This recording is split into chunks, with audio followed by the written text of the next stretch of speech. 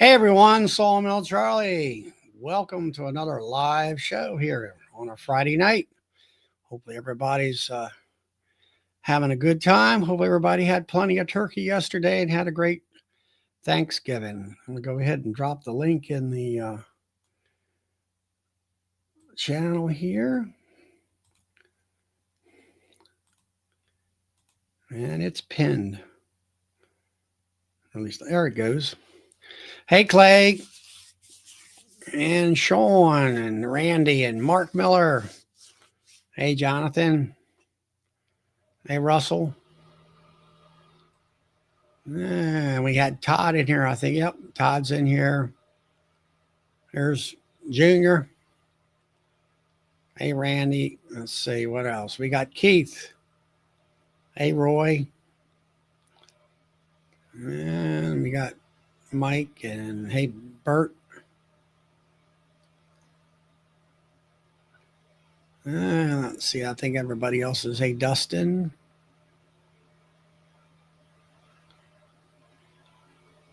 Scrolling through everybody's names here. Oh, there's Brian, Flower Street. What's happening? So, anyway, hopefully everybody had a good Thanksgiving yesterday. It's been cold here. I got up this morning, let's say 7:30 or so. It was 31 degrees, ice. A little bit of any ponding water was frozen on the side of the road. Windy all day, gusting, 30 miles an hour sometimes, and all that. So had a few customers stop into the mill, and but I had to watch the doors so they didn't blow off, chain everything down, and that kind of stuff. Bees obviously were not flying. The windbreaks that I put on there, my carpet for that purpose. That's why I do that, because it blows so much around here. Keep them warm. Haven't really been into the um, bees that much here in the last week. Actually, going on 2 weeks. Actually, supposedly this weekend I was planning to do another vaporization.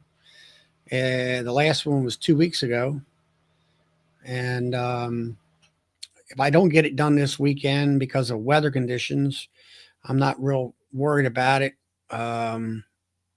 It was pretty much zero mite drops on the board last 2 weeks ago. So things are looking good there. Mite load is very low. But I don't know. Some people say I like to do it at 45 degrees OAV treatment, um, because I feel like the bees are still loose in the hive. Some people say you can do it around 40 degrees. I think that's going to be the high for tomorrow around noon. So maybe I'll try that. And I think Bill does that around 40 degrees. He'll do it. And it doesn't really matter too much with him when it comes to temperature, I think is what he's said in the past. So the link's up. Anybody wants to pop in? I don't know what Bill's doing tonight, but oh, yeah, here comes Todd. Yay. How you doing, Charlie? Oh, not too bad. Yeah. A little cold today. We were open to the public, but had a few people right before lunch. Yeah. I don't know why it goes ghosty, Uncle. For some reason, it does. I hear lately whether it's my camera or just what it is. Hmm. I don't know. Wow. Well, it's No, foggy as well out are you here. still at your mom's house, or are you back No, home? I just got back home a little while ago, and it's foggy outside. Oh, really? Yeah, I dropped down into the valley from what they call the Pacific Coast Range, and I drop in the valley going east, and you could it was like a blanket of fog all the way across, And by the time I got home, I wasn't as high up in the mountains as as I first was. So it thinned out when I got to the bottom of the valley floor. But they haven't seen the sun here since it's either Monday or Tuesday. So it's that time of year. Yeah, Clay says Bill's at. I know that Bill sent me an Instagram. I was on the other chat, and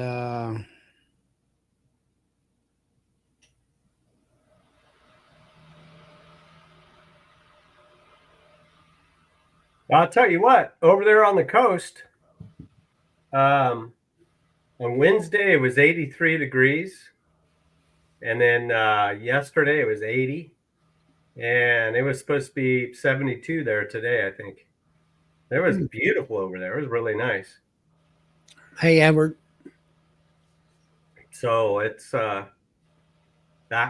think it says it's 48 degrees here. So 48. yeah. And the low will probably be like 45. We're in that time of year where it's maybe 2 or 3 degrees difference between night and day. It's kind of weird. In about a month will be the coldest stretch of the year for us. And then we might get a hard freeze, and then that's it. And then after New Year's, it starts going up. So I was seeing here in the chat here, Edward Honeybees. Obviously, I believe you're new. Glad to see you here. And where are you located at? Always like to know where everybody's coming from.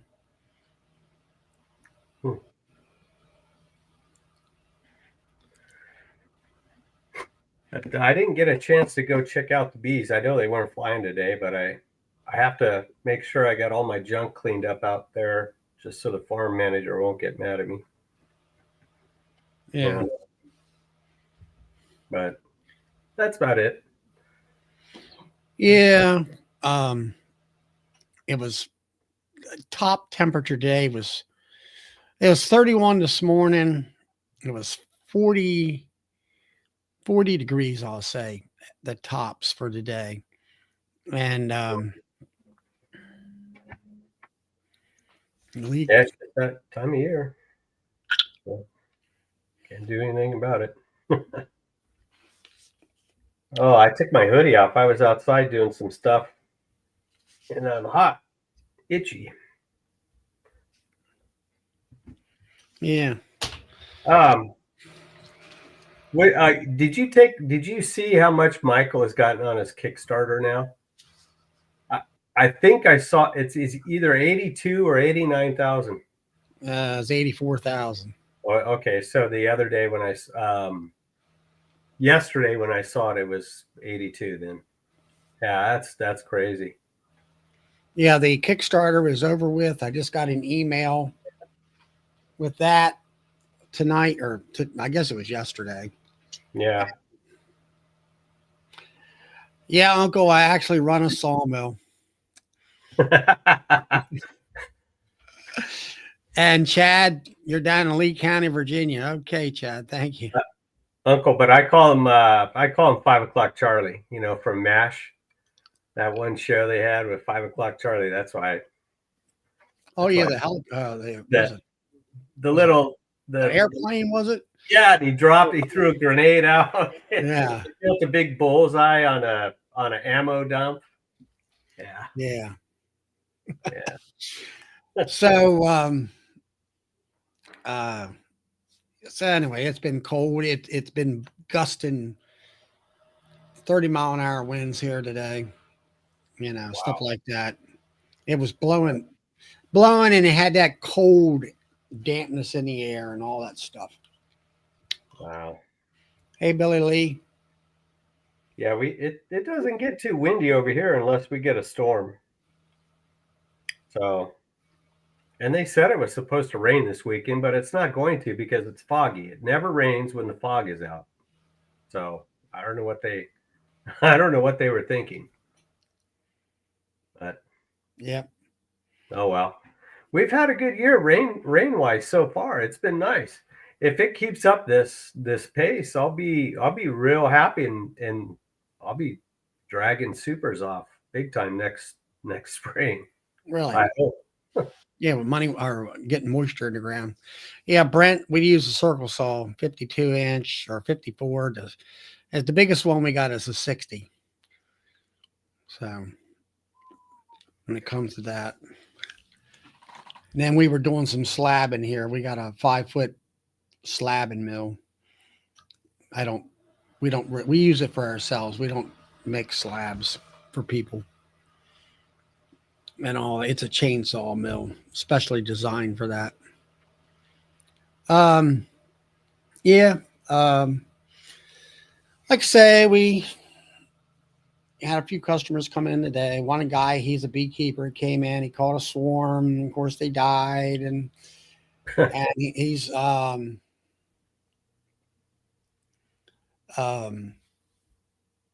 you know, hasn't learned the mite Oh, treating protocols, i.e., you started this month and you continue this on until into winter to make sure that you have 90% healthy bees to get through the winter. yeah. Now, and Yeah. Brent, no, I don't use rough cut lumber. Actually, I buy my boxes from the Amish. It's I don't have time to make them, and you got Yeah. to, if you're going to do finger joints, um, let's see, oh, what's his name over there on the Eastern Shore? The Queen White Dial guy. Shoot, Oh, Jason. Jason. Yeah. Jason actually has a machine that will cut finger joint, and it's sitting in the corner of his shop over there, waiting for somebody to buy it. Hmm. Well, you said the M word, so let me tell you What? how you said the M word. M Mike? is might. So let me Yeah. tell you my drive home. I forgot who I was talking to. Oh, I was talking to Matt about this yesterday. So I'm just going to be real here, guys. I think we're battling the we're in the wrong battle, and I'll tell you why. So we all know that the viruses are what kill bees, but the mites bring the viruses in. So I think we're targeting the wrong part of things. But when I see, and it's been what over 10 years now, where I see video or lecture about mites, I think we know everything there is to know about mites, and it's not going to do anything anyway. So until they get an effective treatment that kills 110% of mites, and what I mean by that is it kills every single mite in the colony, then we will have less of a problem with viruses. But until then, it's just it, we're fighting an uphill battle. And I think I would imagine, at least from where I'm sitting, it seems like 90% is the emphasis is on the mite 90% of the time, and maybe 10% on the virus, where it should be a lot different. The numbers should be way different. Um, so viruses. Let's talk about a virus for a second. Yeah, there's an external component to a virus, and that's how it travels from host to host. So viruses operate internally, so they operate at a cellular level. Killing making a miticide is going to do nothing to stop a virus, except it will stop the host carrying it. But like I said, there are no treatments that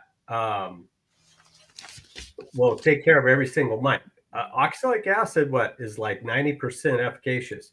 Well, that means there's 10% of the mites running around, and those mites can reproduce if in fact they are, like a founder's mite and this and that. So my point of all this is I think that looking at the viruses a little harder, instead of getting all the information we can on mites and treatments to kill them, I think would do us better. I agree with you 100%. I'm kind of tired And you know, Bill had the guy, the researcher. I can't remember his name. He had him on last Monday, and Oh, it was Lamis. yeah, and it was great. I loved listening to him and all that. But the time has come for to do a different direction. We've been messing around with these things for what 3 decades, 4 decades now, and nothing's happening. Meanwhile, the viruses are piling up. So there's got to be something that has to Well, be. it's like Junior there. He's up in New Jersey, and he's fed some sub with some super DFM. Mhm. And I've been hey there, Brian. Yeah, I got myself a drumstick. uh, and I put super DFM in the hives September and October, Mhm. and it's been 2 weeks ago, I guess it was. I vaporized. Yeah. I put super DFM a double dose because of the winter coming on because I'm not getting back into the hives, and put the wind brakes on Mhm. and that kind of stuff. And my thing with super DFM is they do have some scientific proof that it does help the form wing, chalk brood, a few other little things that they list, Mhm. which I don't have chalk brood. Mhm. Um, Once in a great while, I'll see some deformed wing. Mhm. Nancy talks about the shiny black bee bars where the bees are hairless. I've had that, and actually, when I participated in the National Honey Bee Survey, they came back and said they found a percentage of that. Yeah. So I'm wondering if we start giving this, not saying this is a silver bullet by no means, it's more of experimental than anything else. Mhm. But yeah, shiny bee paralysis. Yeah. Um, it's a step in the right direction, and like you said, Todd, I think science needs to do more investigation on what would possibly affect the viral loads, and then we need to reduce the viral loads just like Mhm. we're reducing the mite loads throughout the year, Yeah. and that will uh, Yeah. possibly give our hives a much better um, outcome or lifespan or something like that. So another thing, and you touched on it, is the super DFM. Bob Binney's I've heard him say it a couple times in his videos that he thinks it's making a difference in his bees. And so, About 2 weeks ago, it right in that video, he made a statement. He says, yeah, I'm a firm, I think he said a firm believer or yeah. something of that nature. Well, you think of it this way. So you and I have a virus, and we have an immune system that will eventually, get rid of it. Now, the bees obviously have a different immune system, but the point is, if we do everything we can to boost their immune system, they have a better chance of fighting off these diseases, or at least not making it as bad as what would end up, being otherwise. So, it's nutrition. I was talking to Matt yesterday about this on the phone.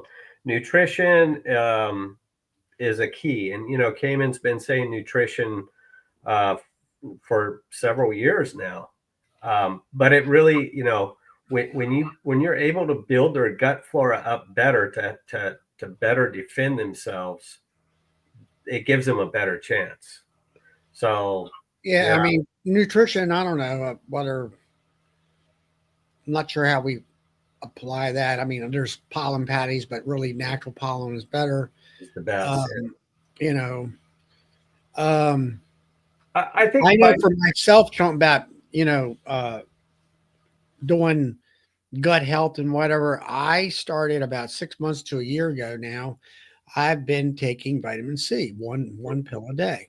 Mhm. And every time there's a major change in weather, when we go from hot to cold or from cold to hot, I'll Yeah. get a head cold and I'll get sore throat.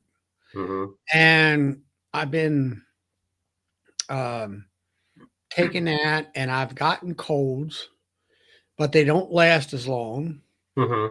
and they're not as severe where I'm stuffed up where I can't hardly breathe and I'm just miserable. It's Yeah. like, yeah, I'm. It's aggravating, but not miserable. Yeah. And it works. And of course, that science has always said vitamin C helps you out on that kind of stuff, Yeah. and it Yeah. seems to do that. Mhm. And I think that if that's like I say with this super DFM, I'm looking at that and saying, okay, give that to them. Maybe I won't see anything physically, visually, but maybe on the inside that they'll be able to fight that virus, so you don't have a hive crashing on you for some reason, or Yeah. maybe a queen's not crashing on you. As Yeah. Yeah. Well, it's like Brian says, less stressors the better. So um, gut health has something major to do with it. If JW is on here, he'd probably tell you the same thing in beef and in beef cattle. You know, Mhm. um, and any organism really, any living thing, the better the gut is, the better the outcome. But things have really got to change a little bit, and trophies come in sooner or later. Um, I, just hearing speeches about mites just really turned me off now, because that's not. I mean, yeah, it's the problem, but the bigger problem is what they bring in. So if you can't 100%, 110% control the mites, you better start working on controlling the viruses. Otherwise, you're you have a leaky boat, and you're using a teaspoon to get the water out. It's not going to work eventually. And that's what we've ended up with.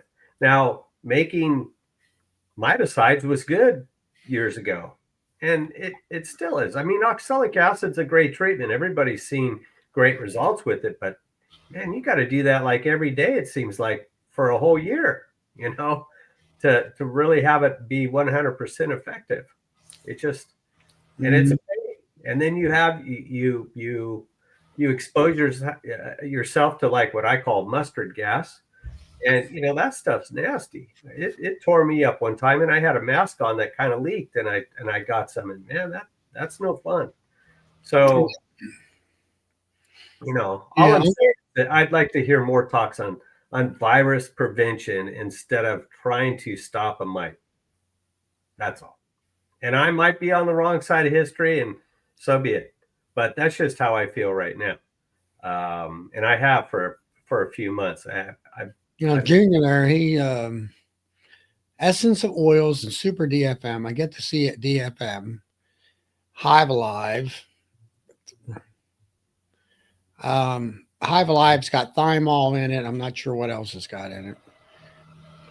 Yeah, I know thymol, but I I don't don't. know whether that really does a whole lot of good or not. I'm not sure.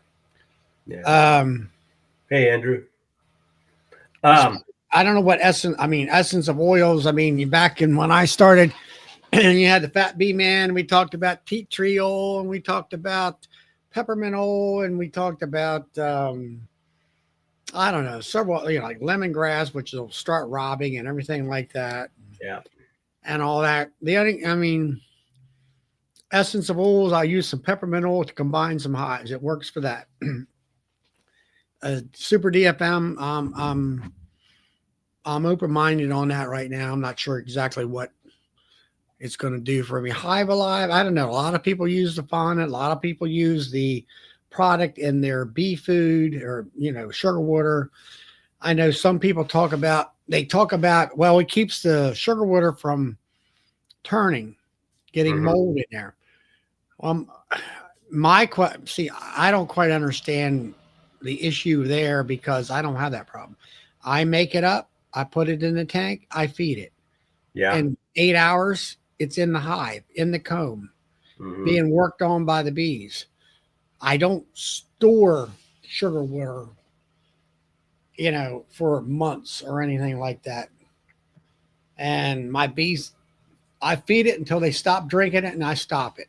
Yeah. And I more or less, when I'm feeding with my top five feeders in the fall, I can tell they'll get to one. There'll be some of them in there that are not taking it after 3 days, 2 or 3 days. Those hives are full. Take the feeders off, pour the fluid into the other hives that are sucking it down, Hmm. and leapfrog the feeders as they keep getting full, taking them off, and then getting down to where what's left on the hives goes into all the hives, and finally it's all been taken into the comb, and you're done. Hey, Jack and Danette, good to see you. So, Charlie, I put up a link from a study. It's about the efficacy of 30 essential oils. And this was done during COVID, I believe. And there's some very interesting information in there where it will kill mites dead in 2 hours. There's a 100% kill rate in 2 hours of these different oils. There's 9 of them, I think, that will kill mites within that time, 100% of the mites. But see, here's the problem. And I thought about this too. There's no money in that. And guess what? We'll probably never see it because of that. If there's a buck to be made, they would do it.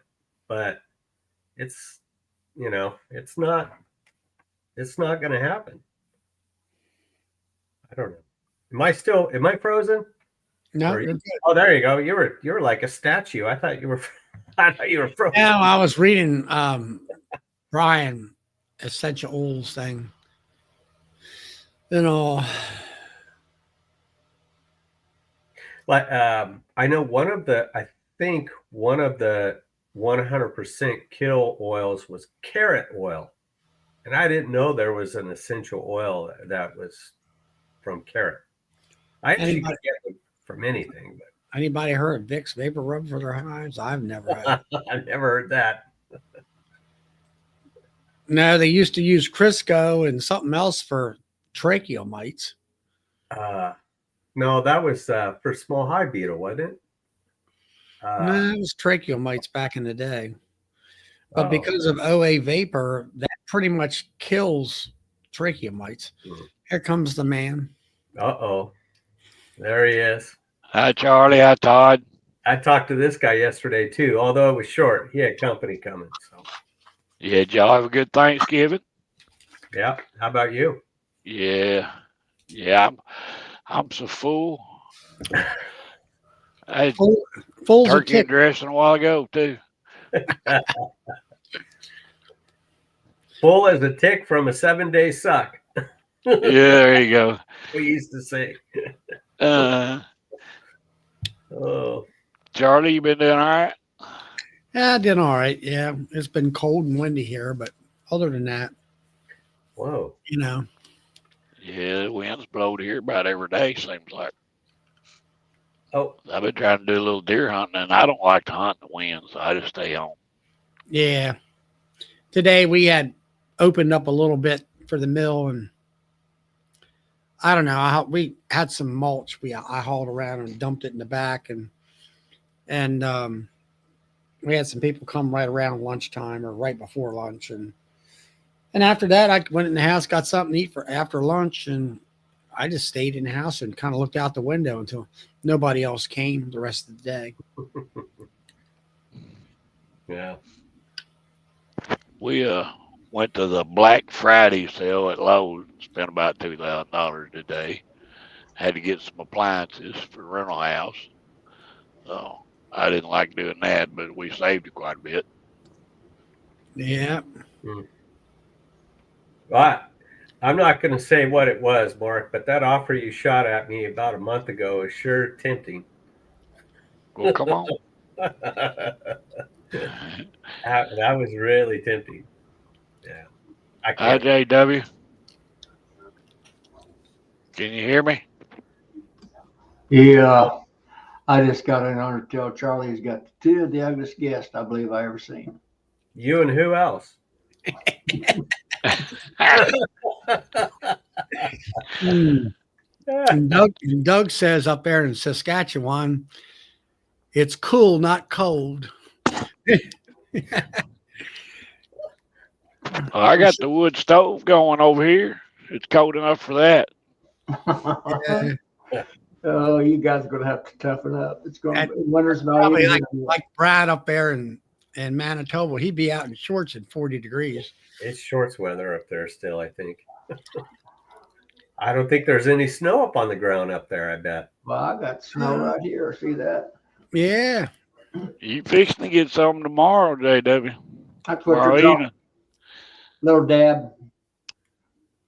Little Yeah, dab. Matt, I think is gonna get about 8 or 9 inches over.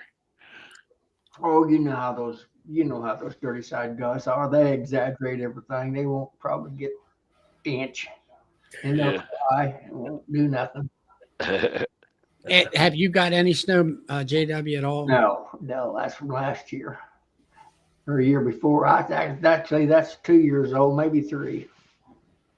Hey, Matt. I think we were just talking about you, Matt. Yeah. I always talk about them. I wonder how that pig is that he's got. He hasn't been on lately. I haven't heard about that pig. Brad down there in Cajun Homestead got down to 35 degrees. That's unbelievable down there. Down where he's Holy cow. I got 27 right now. I got you all beat. I'm at 47. I was watching the weather there, thinking about Matt and Todd, Melissa, and I don't look like the snowstorm's coming across the top tier there. I don't know whether it's coming in where you're at, JW. And Yeah, we're right in.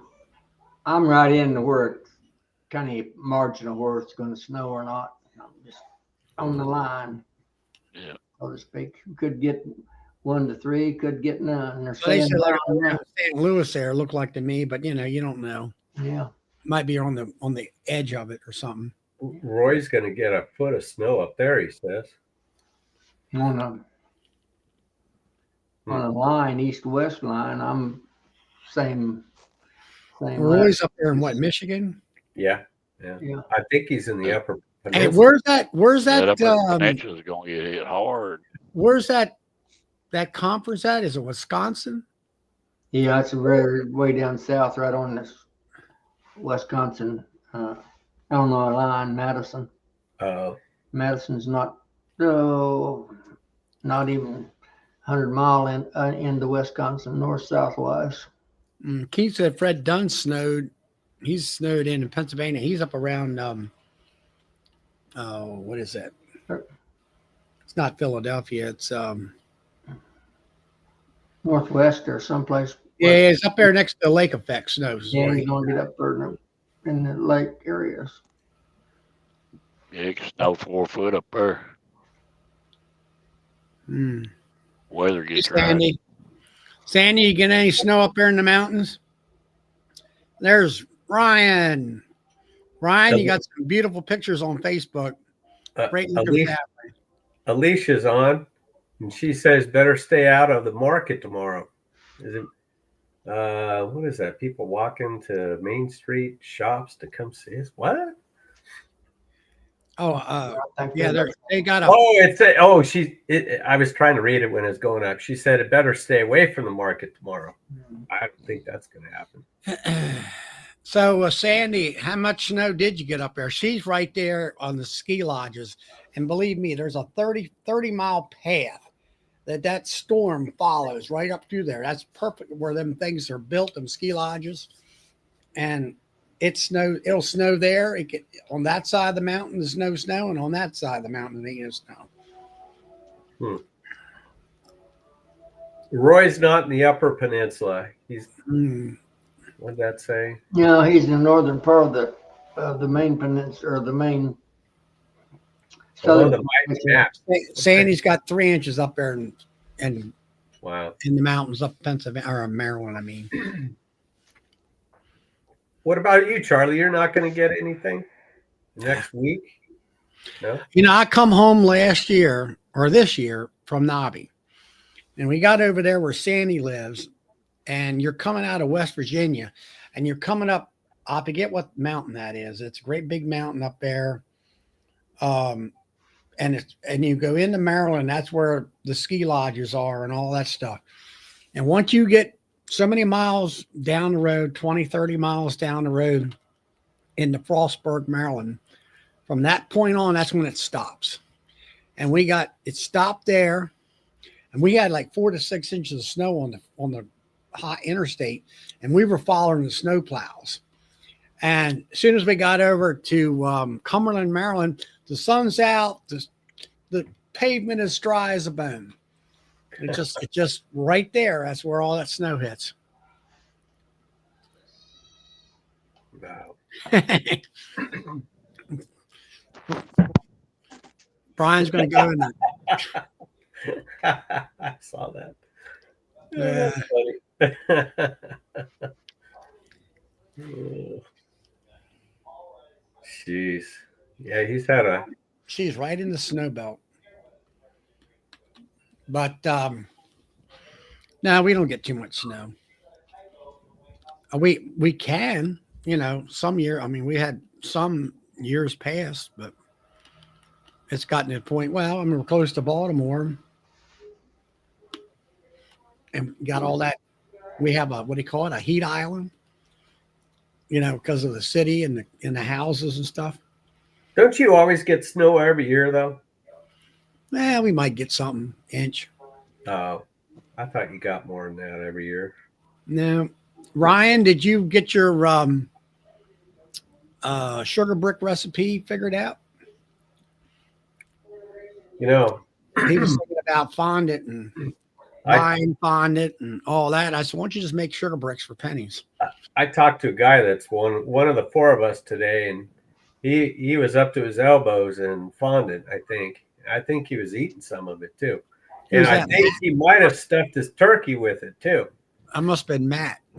No, it's on the screen right now. Oh, JW was talking. Was that some of that bad fondant that you had to get rid of? I'm making it in suppository form before I give it to these guys. It's coffee. Oh man.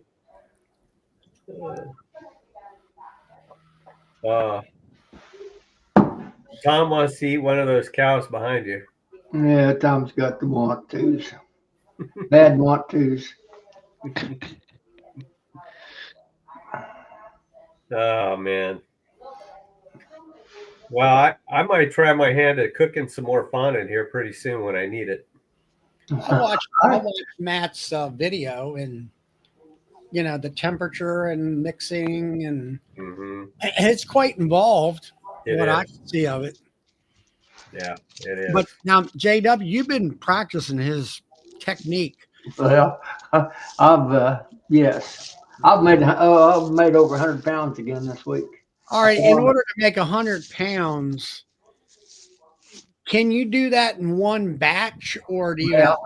That's up to making 30-pound batches. That's holy cow. What's that, Mark? Wax? That's fondant. That's fondant. That's proprietary secret formula. Now, don't be giving that out now, Mark. That's Matt's fondant right there. I just hadn't activated it. When you smash it. Well, what's it mushy right now? No, it's hard. Yeah. I mean, it ain't real hard. I can break it. Yeah, but what I'm getting, when you say activated, is that where you push it down? You beat on it with your foot or something? No, I'm getting to where I'm making it already, whether it's already soft and it stays soft. It's kind of a pain to bag that away. But, I like the way it's turning out from a consistency standpoint, where it's a little softer than that. See if I can find the bag. You just smash it. Hey, Darren. But you still have to, in order to smash it, you got to actually put it in something. I just use Ziploc bags. Yeah. I'm putting all mine in, but I'm trying to get my. Can you take it like that and just put a chunk in there and they'll eat on it? Yeah. Yeah, you can. That's what I've been doing, Charlie. Yeah. I ain't even been taking the time to smash it. Just stick it in there. Well, all right, like that. How many pounds is that block you got there? 4 or 5 pounds? Oh, I don't know. You have to ask Matt that. I'd say that'd be about 10 pounds right there, maybe a All little right. better. I And got how two long, or how three long, of Just them. from looking at it, how much time does it take you to make a block like that? an hour. Hmm. Hmm. Depends on it's kind of like making candy. Charlie, I've been doing it enough. All I can tell you is I'm just smart enough to be ignorant. But anyway, it's kind of like making candy and so forth. The weather has a big effect upon you kind of got to experiment around with it. I don't use That's the what you're same supposed to formula do. as what. Close your windows up and keep the heat in, not let cold air come in. Right? Or is that something you don't do inside the house? You talking to me? Yeah, Jay. You said weather. No, I'm talking about whether they like the humidity and so forth. Haven't you ever heard the women making candy? You don't make divinity when the conditions are. Yeah, when it's you know, raining and stuff like that. Yeah, it's kind of the Humidity. same way. I think Yeah. humidity and has a lot of you just learn by experience. But I'm not using the same. I'm not using the same protocol as what Matt is. Matt's protocol don't work for me. If I can do the exact same measurements, the exact same timing, that exact same proportions, and I won't get the same results as what Matt's getting. Well, he's more of a chef, and you're not. You're just an old cook. Well, He's probably leaving one secret ingredient out that he don't want you to know or something. well, I tell you, I hate to tell you this, but I like what I'm getting. Have got the last 4 or 5 batches better than what. It's a little more pliable. It's a little more trouble to handle when you're bagging it, so to speak.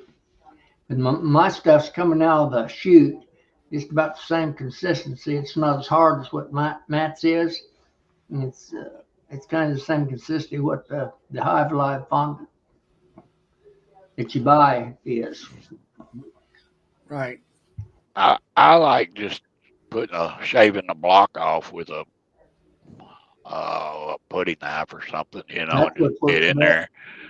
That way I ain't got to fool with cutting the bag, none of that. Ain't got to throw the bag away, just You're throw all it in right if there. it don't break down and go to crumbling on you when it gets Wow, they'll eat it. or What carry do it you out. leave the opening of the bag open, Mark, and let them walk I in? can just cut slits in it, but then you got to pull the bag out and throw the bag away. It's just more to have to deal with, really, I think. I've always been the type, that I've always said fondants for cakes. But with the viruses and all we've got now, why not boost them up if you can? Do something, give them a little better nutrition through the winter. My opinion, it's not gonna hurt nothing. This is an experimental year for me. I just started using it this year. Me I used too. a dab of it commercially, It, but I'm not going to pay $5 a pound for it. right. Trying to I'm make the same money. way, JW. I've never done it. I've put sugar bricks on before, but that's about it. Well, that's what Ryan from Peabody Avery was talking to me about it last week. I guess it was, and he And was I ain't looking. never. I've done that late in the season, right? Like early spring or something. I Yeah, can pay just for emergencies, but I don't know. that's what I did it for, and he was looking for something that was, multiple yards, easy to throw in, and he had shims already made up. I said, make you up some, sheet cake pan, cut out some squares that are 4 by 6 squares or something like that, a ½ inch thick, and throw them in there on top of the frames, and you're done. And the bees will get, and that's what he's been doing. How's Bill doing tonight? Well, I see you. I've been slinging honey all evening. You've been at the market, Yep, Christmas market, selling honey. yep, been slinging honey all evening. We recovered some of our costs, so I got 6 more nights. So, And that's at the fairground, huh? yep, it's at the fairground. Obviously, that's inside. They have an inside building. It is.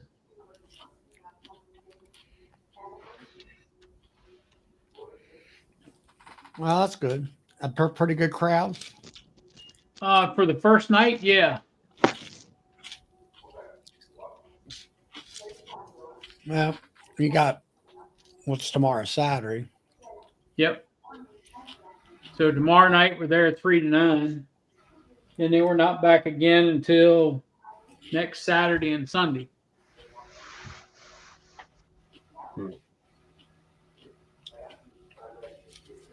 Is that a pretty good event? Yeah, it's a pretty big event over the 7 nights that it's running.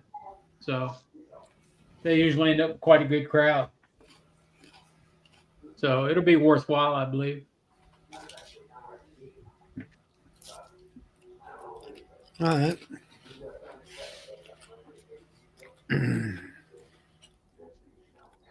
So, JW, have you got the fondant on your hives now? Yes, sir. Yeah, I put, I'm on my second round of fondant.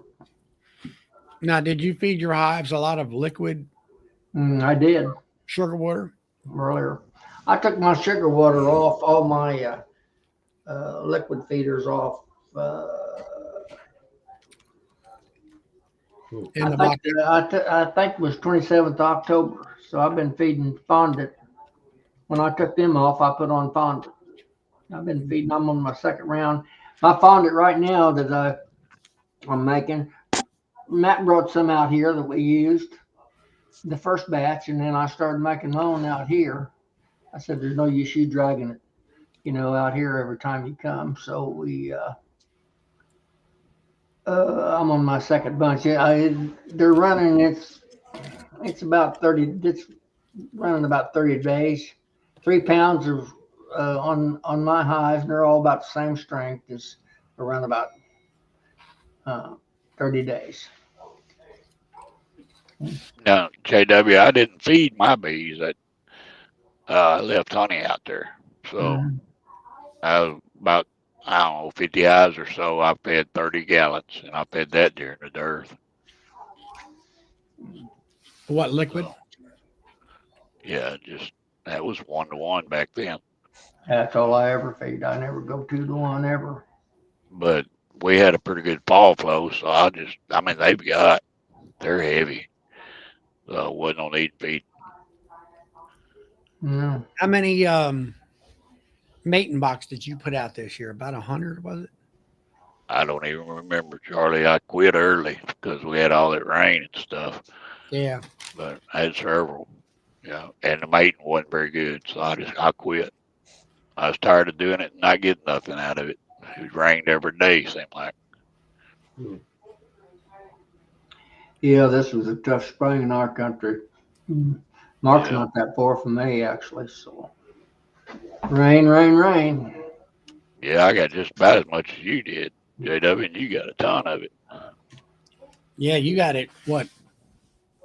Like 6 or like a foot in a day and a half on it, something like that. Oh yeah. Yeah, we had major flooding down here. Buddy of mine his bees was floating down the river. 2 of them went out there to try to jack the bees up to get them above the water line, and they didn't have a trolling motor or nothing, and the current was so bad it pushed them off in the woods. They had to call a rescue squad down there to go get them. Really? They sunk the boat in the process trying to pull them out. That's not funny, but it's hard not to laugh. Yeah, that's how it is down here. Wow. I'm up in the hills. I don't have to worry about it. Well, that's what they said down in North Carolina, but it didn't help. Yeah. They're in the hills and they got washed out big time. Well, Look what Alicia said. I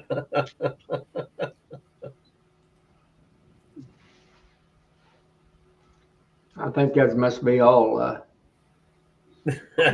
geared towards Mark Miller. I don't think she'd talk like that about me.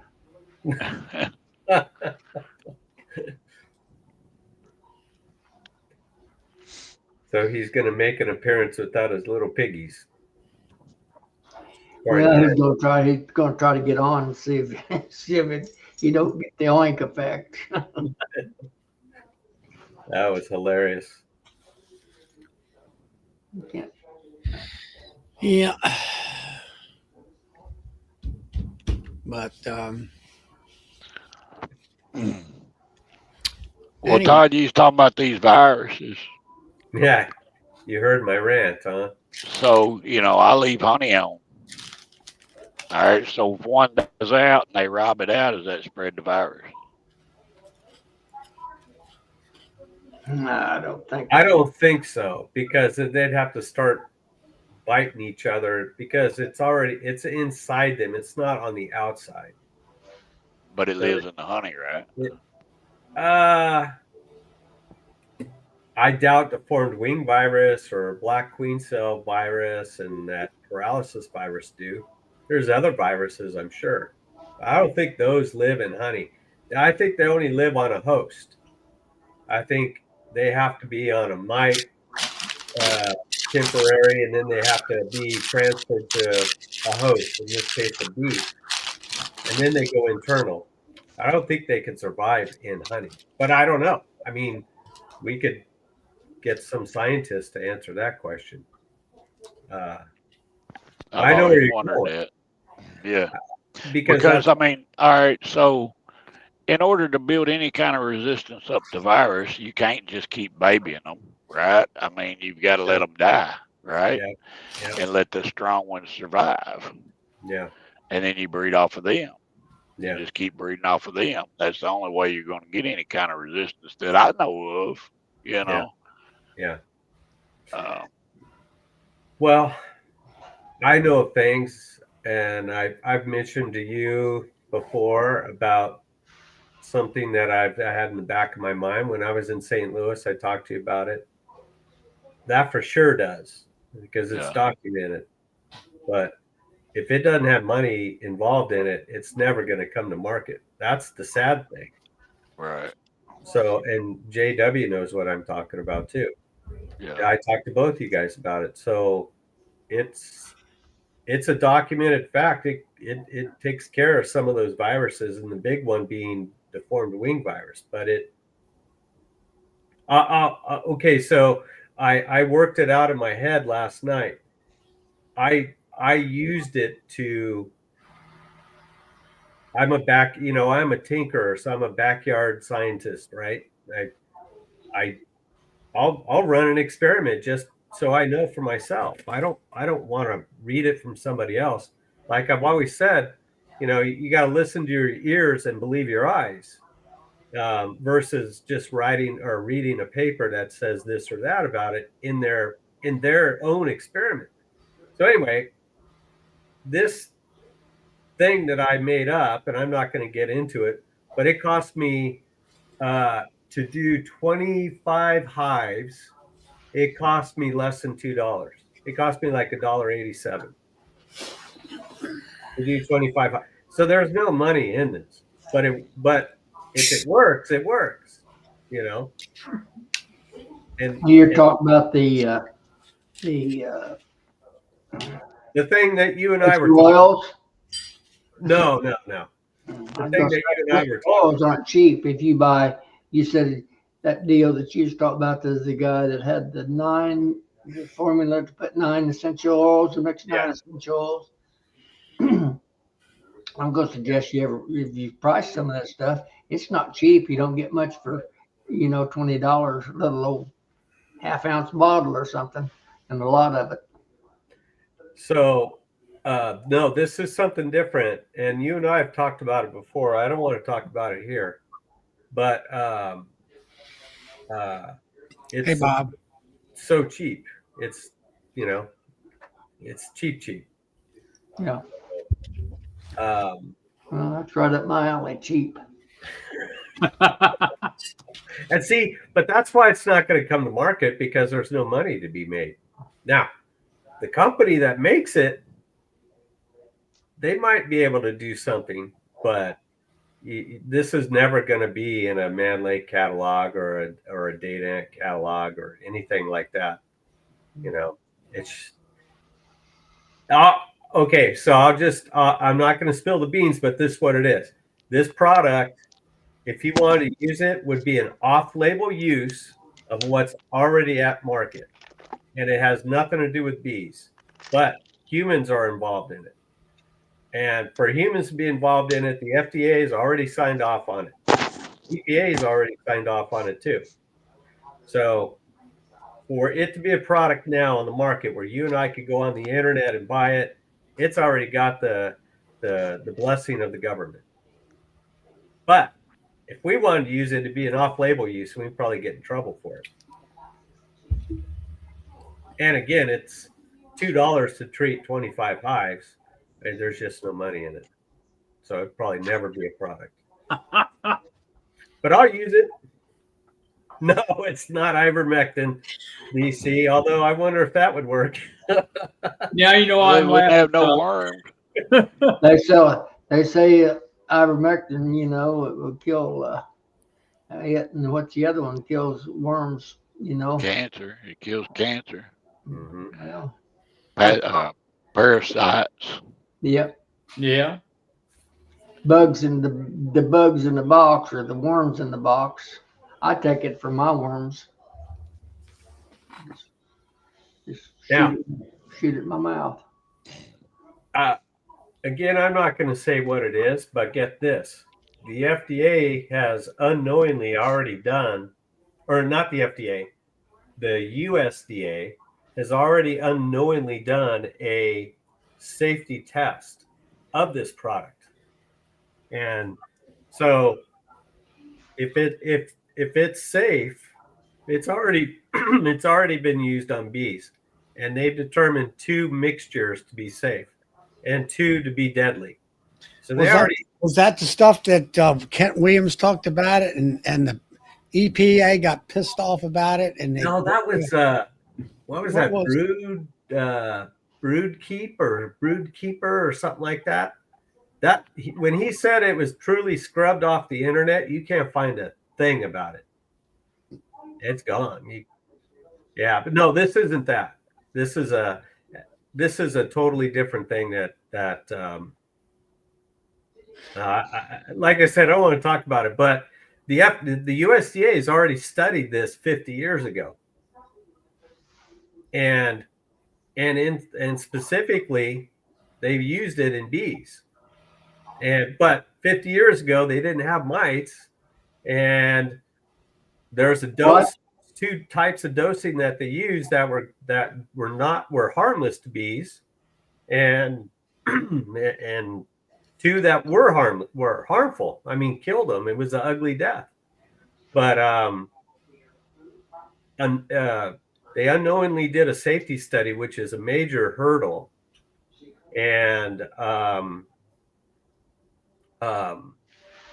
what else? Well, I'm not going to go much farther. I don't want to talk anymore about it. But I am kind of checking it out right now. So we'll see what happens. I started late this year. I should have started in the spring, but I didn't because I didn't have the material. So now I do, and we'll do it. No, it's not fluoride, Tom.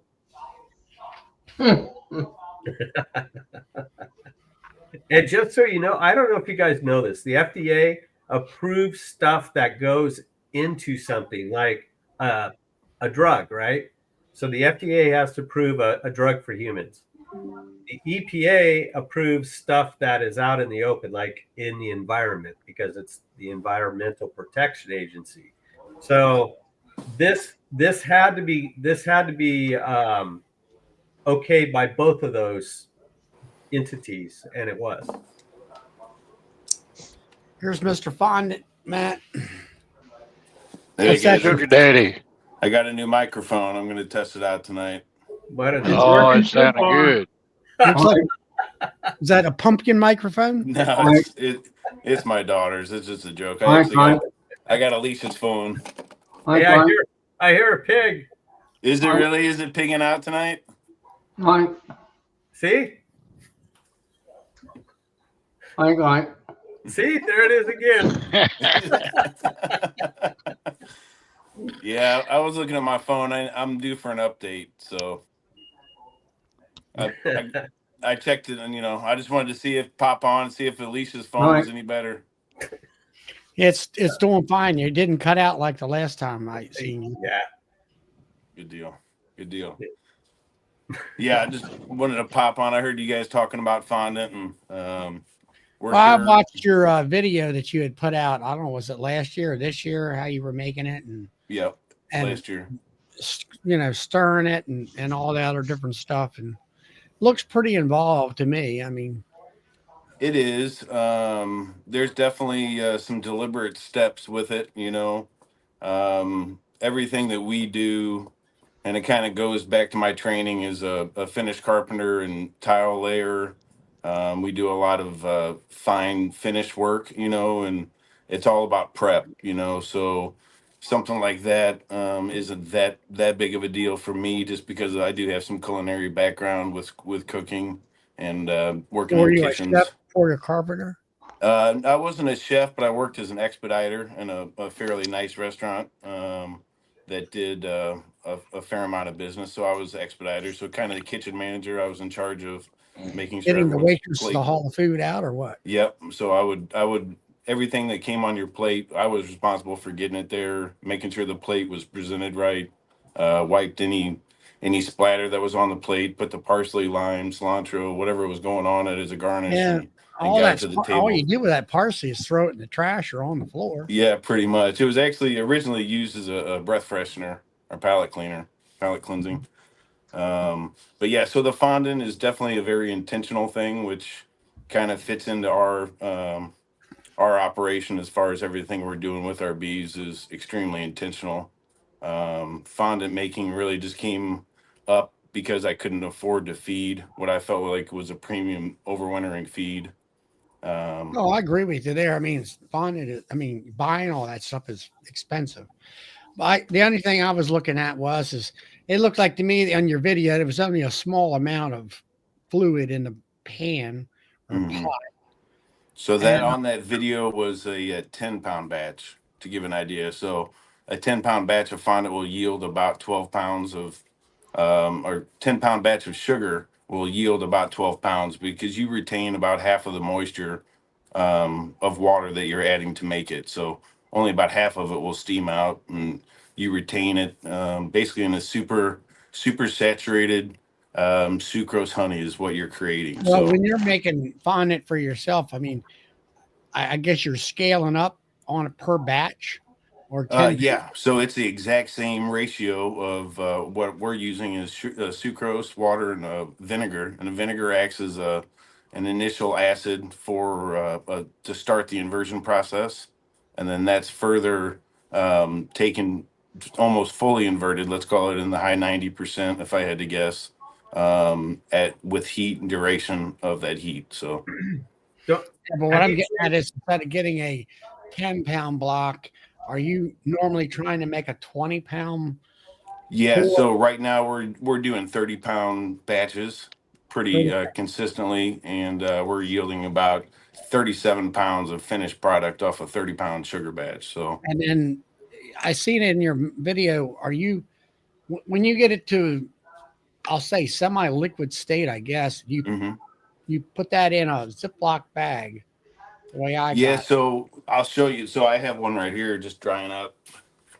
So I'll actually use one of my feeder shims as a form, but this is about a 14-pound block altogether. But Right. it's just made with a 10 frame candy board, basically, with that metal Yeah. cloth, a half-inch cloth, and that's what I use as my form. This is on just a piece of insulation to hold it, but So then what do you do? Carve that up and put it in bags? yeah, so you can cut it up. You can cut it with a pizza cutter, fairly easy. You can cut it up pretty much however. It's not tacky, I mean it's dry, So you dry to the cut it up in a touch. block, put it in a baggie, and then you saying what stomp on it with your foot? Yeah, if you can do it with your hands. You can just basically I do it to about that inch and a quarter depth because that's about the finished depth that I want out of each bag. And I'll just cut, maybe a 4x4 square and put it in a little Ziploc bag. And then I'll just, and like when Mark's saying, when he smashes them, you're just activating. It's actually a pretty, it'll turn into, I can do one for you if you want me to, Sure. but it turns into, from that, let's call it a soft sugar brick state, like you just saw on that tray that's cooling down. And then when Mhm. you smash it, let's say it turns into almost like a Play-Doh. So very Really? kind of viscous. I'll show you here, but yeah, it's so the way I'll feed it, like a Hive Alive bag, you'll cut a window and put it on the top bars or put it down on the frames. Yeah. On this, I'm actually doing it inside a feeder shim itself. So, um, oh yeah, There she is. So Matt, are you putting any kind of oil in that stuff to keep it soft, or? no oil. It's solely just can you see Yeah. how pliable it is? Yeah. Well, I got you on Zoom, but now that's really nice looking. It's soft, but you're taking that, to me, that other piece looks like a hard brick. And Yeah, it so actually will, it's by just squeezing mashing it. like that. yeah. Yeah, I'll cut. This is just. I was trying to see how much I could, and I'm weighing them too to see how much I could actually fit into a larger freezer bag, just to cut down on some of the bag changes out. Because, like right now, with the temperatures dipping down in the 20s, we got our insulated tops on, and I've chosen to go ahead and hit them all with fondant, so they have this above them, and they will this would probably last a normal size hive the better part of 3 weeks to 4 weeks.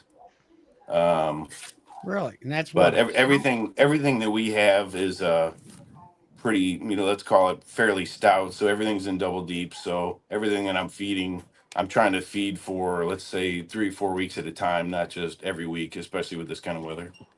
I Now think that, that rate will slow down too, though, Matt. When it gets colder, Yeah, yeah. it'll And last longer. one of the things that we have too is a lot of fly days. So we'll have a fair amount of weather that's where the bees are out and about. Oh, I got your Tom, microphone. Tom wants you. Tom wants you to make him some with some extra pepperoni. Yeah, I can do that. so now, can do that. is that like a 2 pound bag there? This is closer to 5. This is like a 5 pound bag. But this has been broken down from this into this. Let's call it a smash state, because I almost refer to this as like it's activated. This is, you can put it on the same form as I showed you with that's cooling down on that insulation, or you could also activate it. This turns it more into more of a pliable, softer fondant that the bees absolutely can. They just dip their little proboscis in there and just lick away. Versus, they don't have to drag anything over hard sugar. Um, that's always been a fascination of mine, is how these bees collect the nectar, and kind of that delicate creation that the bee's tongue is. So Matt, do you have that picture of that butterfly? I do on my phone somewhere, I'm sure. He But yeah, to took give a an picture of a butterfly sucking that out of that, and it was like a brick.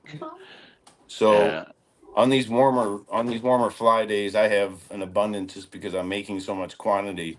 I'll actually open feed with it in some of our larger yards that they were flying, and they would consume anywhere from 10 to 20 pounds depending on the weather. But one good thing about open feeding fondant like that is they don't get so heavy, they don't fly. Like if you were to open feed cold syrup, or if it got cooler, at the end of the day, you're gonna have a lot of bees that can't make it home because their crop's so heavy, they just gorge themselves. Every bee will make it off that bag or wherever you're feeding it, and very little fighting too. So that's one benefit. Matt, I have. I just really like the how you can make it and then get it to that form. Yeah, you could feed it either way. I've yeah. chosen to go ahead and smash it down, and I'll cut 5 slits. I'll turn it upside down, and then cut 5 more slits, and they can get to it from the top and the bottom. When you go in to check the bags, there will be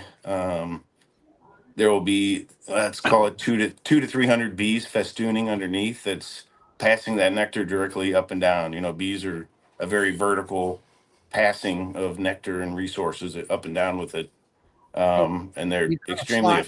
They can actually kind of get up in there and get that Oh stuff. yeah, they'll actually draw comb on that bag to give you an idea. So they're able to utilize the resource given to them. I feel like at a very effective time of year to be able to give them, um, just something worthwhile. So I don't know if they can do any hive duties with it. I don't necessarily think it stimulates hygienic behavior by any means, but I know that they're consuming it readily. So They all of will our draw a hives have cone off of it. all Uh, of our hives have probably eaten about uh, right now about 4 to 6 pounds to give you an idea. Hmm. And my overall goal isn't just to have them survive. It's to because we're selling nukes, producing queens. So for our operation, we need our bees to thrive. So that's my intention with that really is, and it's probably not needed for their survival, but I know if I can sell 4 nukes out of a hive and they can, produce a couple deeps of honey, then that's a good unit. So Um, that's what we're going for. um, so I don't know if you remember, but last year you and I were on the phone talking about this fondant while I was cooking it. Okay, Uh, yeah. I don't remember using vinegar. Did you use something else like cream of tartar No, powder? no, no. It's always been white vinegar. Wow, I just don't remember that. I think in the video I was talking that you had showed all this. It's pretty. It's right to the accuracy is there, right? To be able to Yeah, get what you got done there. yep, absolutely. So if you follow those ingredients to a T and don't substitute cups for milliliters, because there is Mm. a difference, a small difference, but each of that, if you measure the ingredients with intention and do it to temperature, and everything intentionally, you'll be able to create it for sure. There's no magic that I'm doing, So to when you get. do a 10 pound, you're measuring the 10 pounds, or just taking a 10 pound bag and throwing it in there. Oh, I'm weighing it out on a digital scale. 10 pounds of sugar, almost to a pinch. It'll be 9 pounds, 15 ounces, and 8 tenths, and I'll almost to make 10 pounds. It'll be out from my fingertips, so it's accurate. I'm So not you're there's no everything. In guessing. order to get it right, you got to be right on the money. Yep, and also another tip too is to someone's going to make it. They need to use either a natural gas flame or, in my case, I'm scaling up, so I'm using turkey fryers.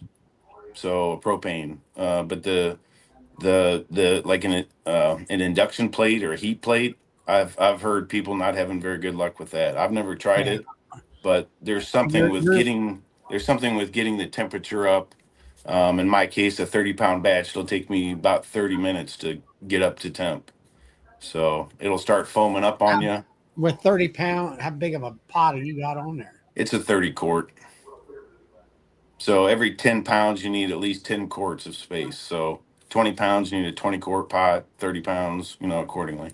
You want a pot about twice as big as the batch you're going to make, Charlie, because Yes. when it Yep. converts, it'll foam up Yep. right before. And I mean, it foams up big time, and then that foam, believe it or not, in a matter of 30 seconds, will break down and go back to Hmm. have a clear boil And again.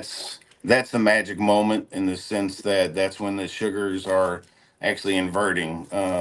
Sucrose molecule in itself is a long chain molecule, is what it's referred to, and it's awfully hard to control it. That's why honey will separate and crystallize, and creamed honey is an art trying to keep that crystal at a certain form and it not trying to switch back to something else that it wants to do. So this fondant is very similar in that regard. So, Um, with your pot, by the time let's say you're melting the sugar in on mhm. the flame, how much from the surface of the liquid surface, how much space you figure you got to the top of that pot? Um, at least, at least 6 inch, twice, at least uh, twice. Yeah, twice the depth. twice. Yeah. So it really just go by that quart measurement. So if it's a 10-pound batch, you need a minimum of a 10 quart pot. Better off safe than sorry, for sure, because it will foam up. It's very similar to when you're boiling pasta and you get pasta too hot, it'll keep foaming and foaming. Yep. They're very similar, and it's doing that because the starches are being released out of it. And So then yeah, you, it's kind of a magical thing.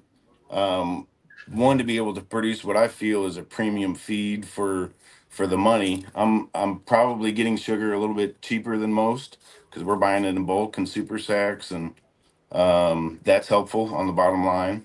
So I yeah, can eat. I buy it by the pallet myself. But um, then when you're saying you're pouring the liquid after you get it cooked, Mhm. is it just a regular? Is it a shim with a bottom to it? Yep, it's It's like a telly cover. it's a feeder shim. Okay, so it's all it is just a regular shim, Yep, just a 1.5 inch shim, and then I just have 1/2 inch hardware cloth on it.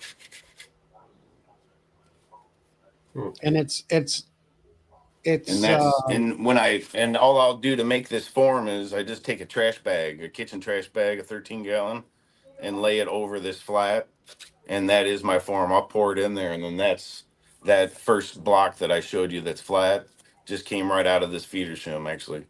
all right. So that's when it you put the plastic in there to hold the liquid until it Yep, cools. yep, and it That's just what I was getting at. yep, it just and it won't stick to it at all. That plastic bag will come right off it. It will completely separate.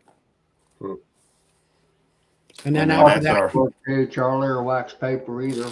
yep. yeah, All work. or not wax paper, but what's it called? Parchment paper. Parchment paper. Or wax paper will work too. It's Yeah. not that, that's pretty hot. When you first pour it, it's going to be, probably That's 130 degrees. It's not going to melt your plastic. and then that's how we're feeding it with the insulated top. So this is all. That's why you see it black because I've wrapped this in Gorilla Tape, and then what I've done is left a hinge on that insulation board on that side. So I just come up and open it, and it just that reflectic stuck. I've taped that and attached that to that board. So it just hinges right there. I don't have to worry about the reflectix blowing. There is no propolis seal because you got this, the reflectix goes down. And I actually hit that with a little 1/2 inch zipper But seal, is what I call it.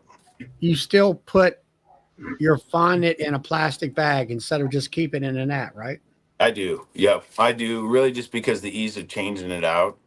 If you're to use 1/4 inch cloth, the bees will be a little slower, especially in cooler weather to move off. That's half inch. So when I take those empty bags off, and when you change out a bag, they're usually about empty, and meaning that they've just eaten every little crumb out of it. Now, could you take your block instead of, let's say you activate it, would it, if you put Mhm. that liquid right on top of that screen, would it ooze through, I guess? No, no, no, it would hold up there. The same thing with the slots that you make in the baggie. That stuff does not. It will not Mm-mm. drip out of there. It No. stays. Okay. No, and I want them to have good access at it, but I don't want to overwhelm them at the same time. But I want to keep that soft texture. I think that's part of the key of their rapid consumption. So And I prefer the slits in the bag because the rest of it being sealed, I feel like helps keep it a little bit more pliable, I guess. I mean, they're going to eat it either way. It Honestly, if you keeps it more, it won't dry out, keeps it yeah, moist. they'll completely cover it. I mean, if you give them full access, those bees, that yellow block will be completely dark with bees, depending on what color bees you have, and you're brown or not black. worried. You're not worried about the heat they generate when it comes up to that No, bag, right? nope. And nope. And the reason I'm not really is because the reason you see a little bit of color tint in there is because it does have a little bit of ultra bee in it, and I'm using that as an emulsifier. That helps it keep the consistency that we're looking for to not get that way. So that's just a little bit more time and experience with making it. That's actually what we use for our queen candy all season this year. I kept a bag of this ingredient blend. I kept a bag of it in my truck all summer just to see the consistency of it and if it would break down in the summer heat.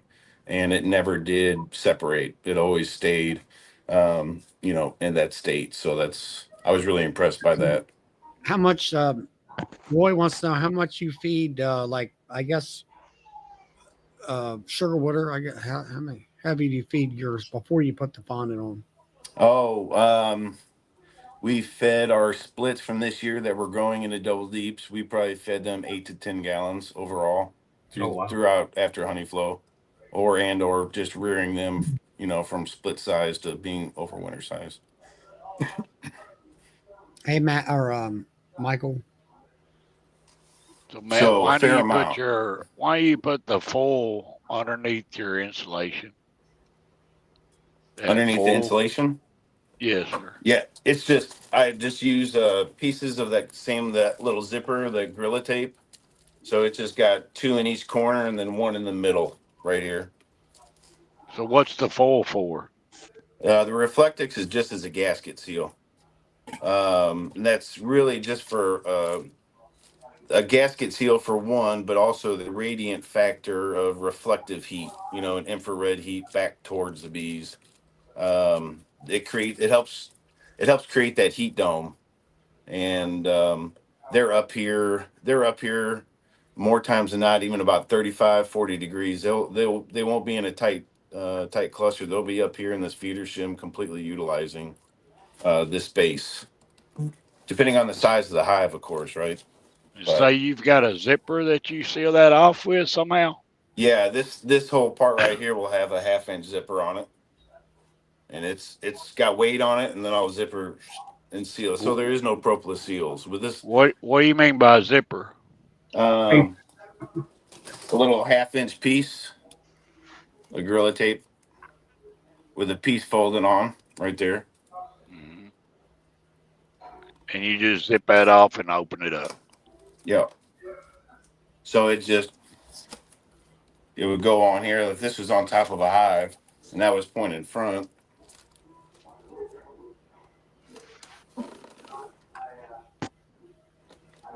just like that.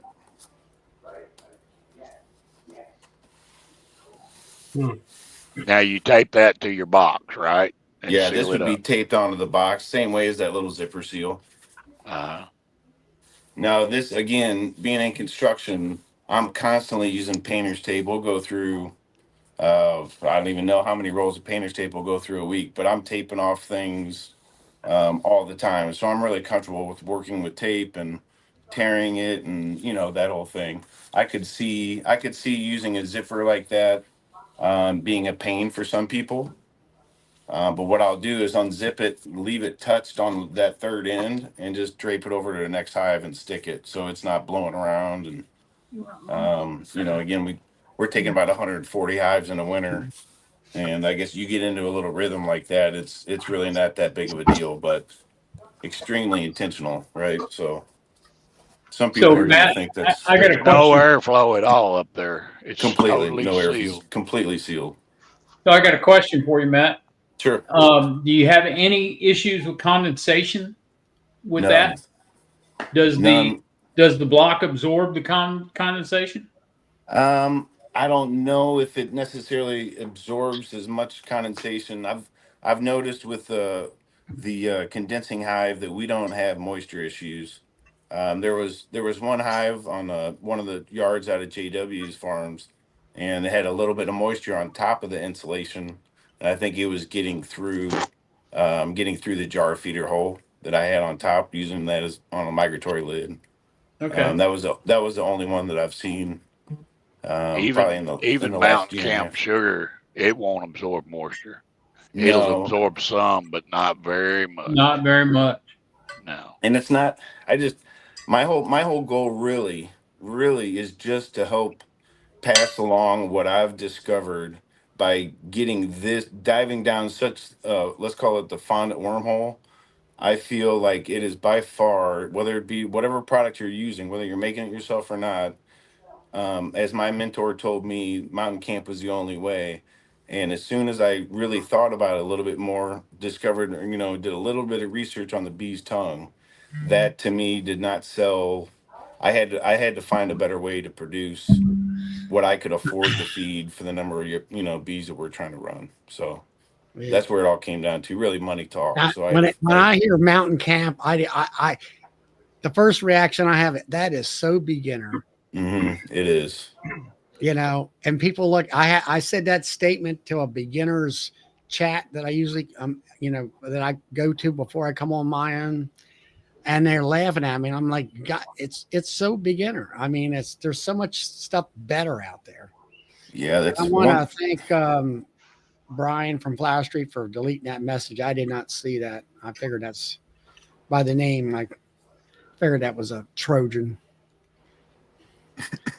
So, but yeah, it got me interested. Maybe I'll experiment to try it out. I can get what you got done. Yeah, JW's taking on. He's my best student. Let me tell you, he is as devoted as it gets. Well, who's the student? I'm JW's student. Is that I've what I been telling said? everybody I taught you everything you knew. Now you're He did. And he You done does. stirred the pot now, Matt. Stirring the pot. Microphone cut out. Microphone cut out. Sorry. yeah. Like, Mike. Let me go. I'm gonna go break one of those blocks up for you, Charlie. Hold on. Smashers. Show us them smashers. Yeah, that's what he's going to do. I don't get it though. You have something solid and dry like that, and you Well, I break don't. it, I don't. mash It's, it. What it I- does, it well, when you get Mark, it you got one dry, there. Is it dry on the outside and moist on the Yeah. inside? it will. Well, he'll show you in a minute. He'll smash one. Yeah. I'm calling them Sugar Daddy Smashers. All right. Yeah. Show Oh, us this the is- inside. Is it moist on the inside? No, It this looks would. like This wax. is. It looks This like it's is, white. Yeah, it's just you can scratch It's- it with your fingernail. I don't know It's if you see almost that, like but wax in Yeah, a a way. little bit. A It little bit. looks It's the consistency of wax right here for sure. Now I can just take it up and break off sections Yeah. like that. And breaking it off's not going to activate it. You actually have to mash it. Yeah. Right? They're mashers. All right. Smashers. He's got his baggie. So that'll go in the bag. That's just a chunk of it, right? And you Looks like to a make nice a piece of to make cheese. a full size serving, I'd fill this up at least halfway, at least this amount probably, to go onto a hive. Okay. And then I'll just take it like that and You kind got- of get you gotta- some, you get gotta some of the air air out of it. All right. You got to burp it. So it's just those pieces, right? And they're hard right now. Not hard, but they're not soft. Yeah. That is wild. Oh wow. See how it's just smashing up. Smashers. Now, Now have you? this Well, I consistency think. here, What do you use? I can see using a rolling pin right there. you could, but Make it's not quick. Yeah, but make it the quick. yeah, the you don't even need it though. It's already done. You know what I mean? Like that a rolling pin may be too much, but you could, sure. I It's roll done them out already. Really hard surface. I started rolling them out to make them look pretty. They're nice and smooth. Yeah, They don't take much pressure to smooth them out either. yeah. So when I go out to the bee yard, I'll go behind the hive sets that I'm working on and I'll flip these on the ground and then I'll just come along and put my foot on them, not even step on them because I don't want to break the bag open. Just put a little foot pressure on it, almost like a foot pedal of some kind, and it'll just smash right down into That's this crazy. pliable. That's crazy. Yeah, Peabody there. He's amazed at what he couldn't. This is the master when it comes to the new fondant. So it really just comes down to the delicate creation that is the honeybee's tongue, and how best we can feed our bees, given that, we try to feed them up, we do everything we can. I spend a lot of money and time bucket feeding, and no matter what I do, we're going to have at least a month and a half to 2 months of good fly days, really, before it gets cold like it did this week, to kind of chill them out and delay their consumption, I guess. So now, what would you say? Now you don't have to be to the penny, but Mhm. what would you figure? how much you figure you got invested in a bag like that? $1? Well, I'll be frank. I get sugar in bulk at 44 cents a pound, That's cheap. and Best I can get done is like right at 60 cents. yeah, and you know, I think after all my ingredients, I am using a little Hive Alive and a little Ultra B, like I said, for the emulsifier, and that does have apis in it. So there's a few ingredients that's going into it. But I'm not doing the pollen for stimulating reasons at all. I don't want brood laying. It does probably help on their consumption of it a little bit. Hmm. But let's say probably 55, 60 cents a pound, maybe. Not given my time, but I'm Yeah, selling it for, I'm that's selling it fine. right around, I want to sell it for $2 a pound is where we're selling it. That's a good deal right there. But now Yeah, it you is. put it you when you're putting in the add-ins, you got Hive Alive, you got some pollen powder. Yep. What else was it? The Ultra B does have a little apis in it. Apis biologic. Mm-hmm. And then Um, Hive Alive. We're just using Hive Alive, the half gallons. so when do you add all that after it's made? After it's into Oh that? yeah, so I don't add anything like that until it's about 125 degrees, right when I'm whipping it. To so part of the magic is inverting those sugars to create that sugar honey. Let's call it is literally inverted sugar honey. That's what you're creating with the heat. You cool it down. Once it gets to that 125 mark, 130, that's when I'll add the Ultra B and the Hive Alive with the, you know, it's got the Apis and the Ultra B, and then I whip it with my drill. After I whip it, then I immediately pour it in a form, and that's it. So it just cools. It'll take 4 to 6 hours to cool, probably.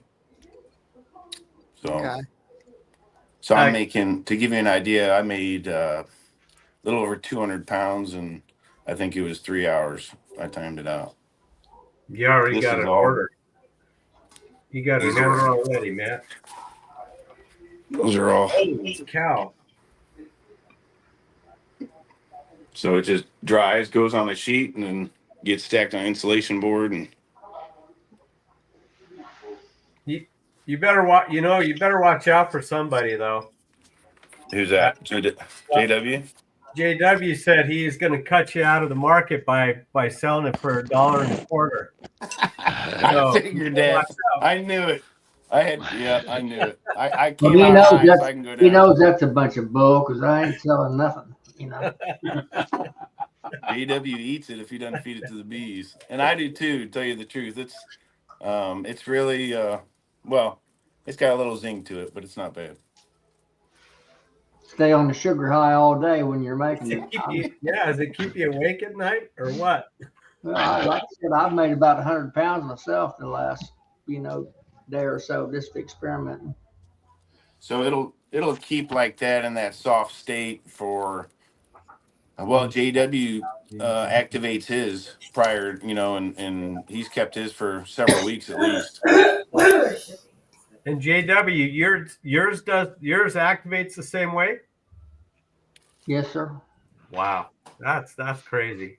So the process in a nutshell, the process is hydrolysis. So through the process of hydrolysis, you are creating an extremely super saturated solution so that sugar has absorbed that water due to the heat and the temperature and now has opened up into the different, you know, into the different separated sugars, basically inverted sugars otherwise, and that's basically the secret of it. That's how you'll get the consistency after you whip it. Well, it sounds like to me you studied culinary science quite a bit. Just enough to be dangerous. I don't even some of the words you're using are I know hydraulics, but Yeah, just hydrolysis. It's just basically it consumed. It's brought together through water soaking in. So absorption of water is what that basically is meaning. Uh, Now, I ain't trying to make the stuff. Matt's my sugar daddy. Yes, sir. Well, it's Yeah. frustrating. Well, when it you sounds start- like to me from what you're talking, Matt, is that you got to be dead on in Yep. all your weights of all your ingredients. Yes. You got to be dead on when it comes to the heat thing. Yes. When it reaches the, I don't know, so let's say, what is it, the 150 degrees or 60 degrees? Softball. So we're shooting for 234 at the high end. 230. When you hit 234 degrees, you maintain that somehow for so many. You maintain that really just by turning down the heat enough to where you're not losing any temperature, but you're still holding that temperature. You know, the key is to not shoot up to 250, and there are different candy making terms of it's softball is what we're going for, but there's medium ball, hard ball, and then it goes into kind of like the caramelizing of sugars, and that gets into the soft crack, medium crack, or hard crack like peanut brittle. That's peanut brittle, for instance, is on the high end. Um, and in making and heating sugar, you have to be very careful of HMFs. Um, What's and HMS? It's like basically, a it's a Around here, long. HMS is a blacktop company. Yeah, like no, you get with it's corn basically syrup. a If the long of corn the syrup gets short. too hot, Yeah, it's basically due to the scorching of sugars, and with for humans, it's not dangerous at all whatsoever. For bees, it's highly toxic. So, if you're cooking with it, you need to be very careful that you're not scorching anything on the bottom at the heating element. So you're stirring basically. HMS can start about 120 degrees. You know, so you want to be careful in stirring. You know, fairly often, every 2-3 minutes, but basically meaning you can't just start it and let it boil up and not stir it at all. You know, I mean, you would be creating something bad, I'm sure, if you were to do that. So Yeah, I just get like it. anything, you wouldn't want to point the vaporizer at anybody and give them 4 grams. You just got to be intentional with what you're doing, and it's safe at that point. Hey, Matt, when you're making a 30-pound batch Mhm. and you're cooking it outside at an open flame, Yes. how long does it take to get to, did you say 230? 234 is where we're going for it. So Approximately, how long does it take to get to that? 35 minutes, about 30 to 35 is where we're going for. And that's So with a 30-pound batch, correct? that's a 30 pound. Yep. Now, So Matt, that 234, is there any lenience there at 33?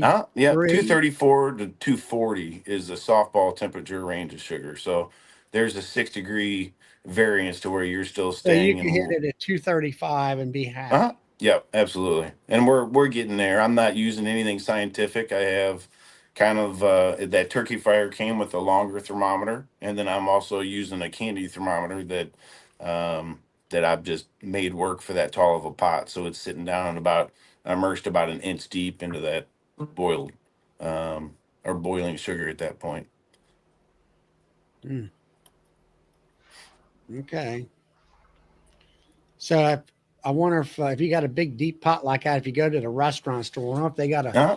thermometer with a Yeah, probe I'm that sure deep. they would. I'll show you. I'm trying to think where it is. I'll grab it. Dang. He's got a pile of fondant right there behind him. Yeah. I'm just What the heck? It looks like a. that's a definitely a commercial looking kitchen thing there. Mhm. That looks like a teapot. It does kind of. It does have a valve on it. I do not use this valve. Huh. But this is a 30 quart. So this came with that turkey fryer, basically. So you don't use you just pour it out the top. Yeah. This is really just for hot grease. But yeah, what I'll do is it's got a little bit of a fold there. I don't know if you can see that on the bottom. Yeah. Little spout. But Yeah. yep. You'd have that plugged up pretty quickly if you tried to use that spout, Charlie. Yeah. Yep.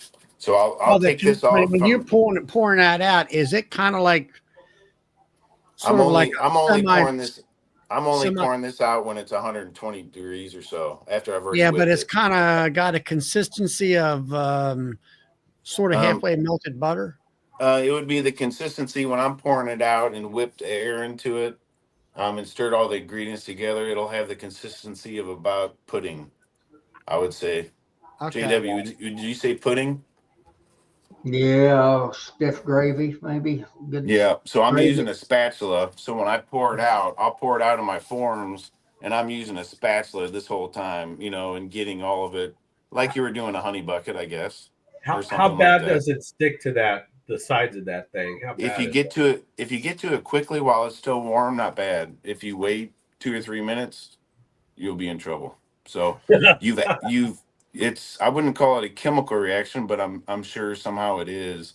You want to get that into your form as soon as possible, and you'll be fine. But that it would start to adhere to the pan pretty, Well, my to where question you'd is have to use hot water. at 100 and so many degrees, that pot's got to be hot. It's not really. I pulled it You out of get a up to not your an ice hands. bath, but a cold bath. So it's 125 isn't that warm to feel. If you're, I'm not grabbing it down low either. I'm grabbing it up high. So that to give you an idea, you asked about how tall that sugar would be in this pot after I whip Yeah. it. It would be at the finished state. It would be a little less than a half. So it might. It's kind of hard to see on that, Well, but with a foam, yeah. it's going So to foam up. after you've whipped it, when you foam it up, it would probably come up to about these rivets on the top, about Yeah. 3 inches from the very top. So, and that's with 30 pounds in there. Yeah, that's a 30-pound batch.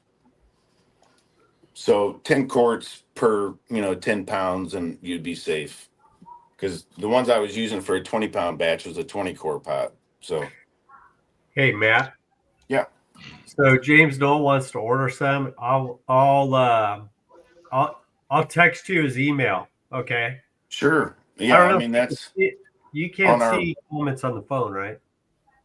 However, whatever is the easiest way, you can message us on Sandy Valley on. However, Alicia's had it set up. He, I'm not even sure. So he said, yeah, Matt, shoot me a price for 6 bags. So I'll send you his email. yeah. So to give you an idea, we just shipped about 40 pounds to, let's say, I don't want to say for sure where it was going because it's going to be a surprise, but let's say it was 3 states away from Missouri for about $20. So shipping isn't too crazy, to be honest. I thought it would be a little bit higher, but we're using pirate shipping and helping as many people out as we can. Matt, are you planning on having some at Nobby for people to purchase and or pick up? Like if they pre-order it for then? Yeah, there's a handful of people probably on this chat that have already ordered some and are going to be picking it up.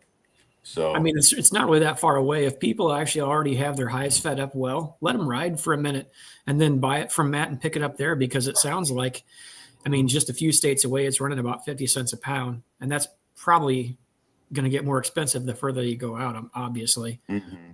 But, I think people can do that. Yeah. Yeah, I mean it's really easy for us to be bringing as much as we need. I could drive my truck, or we can make arrangements to bring as much as needed for sure. So I'm Maybe Mark excited. Miller can haul about 50,000 pounds. Yeah, we go. We got it in the bag right there. But yeah, I'm excited. To be honest, it's helping me pay for my sugar bill. But I'm not doing it for the money. I'm really doing it to help people out because I don't think I should be alone in what I'm seeing. To be honest, I think everyone should be able to have at least have the option. I don't think we should be stuck with just Hive Alive, and I don't think we should be stuck with possibly other fondants that we might not fully understand or know where they're coming from or what have you. So that's where I'm at with it. I'm happy to share what I've discovered or worked to create, I guess I'd call Matt, what were you selling it for per pound? it. $2. Yeah, that's cheaper than the Hive Alive is for sure. You can't make it for that. It's half the price of Hilco. Well, and Is just it- think about it like this. Most people aren't going to get sugar at 40 to 45 cents a pound. Probably at best 60 cents. I get it at 60. Yeah. And sometimes I can get it maybe at 58, 57, something like that. And that's on I the don't think that he's going to have any trouble with people just jumping over backwards to make their own, because it's pretty frustrating, I can tell you, Yeah. fellas. It is. When you start It's- off, it takes you a while to get her down to where it did me, to where it suited me. I made 3 batches today that actually really suited that. So, but How many batches did you make that were not satisfactory, JW? I've got 2 batches that I throwed out. And how much was that? How many pounds? I did just 10-pound batches. Oh, okay. So wouldn't the bees still eat it, JW? Yeah, they will. You can put it out. I'm open feeding some of it got too hard. I had 1 batch, and I don't know why it didn't harden it up at all. And you don't, it's, you know, but it's pretty frustrating. You got to be pretty persnickety, as the old farmer says, about Mhm. how you do it. I can tell you that it's frustrating.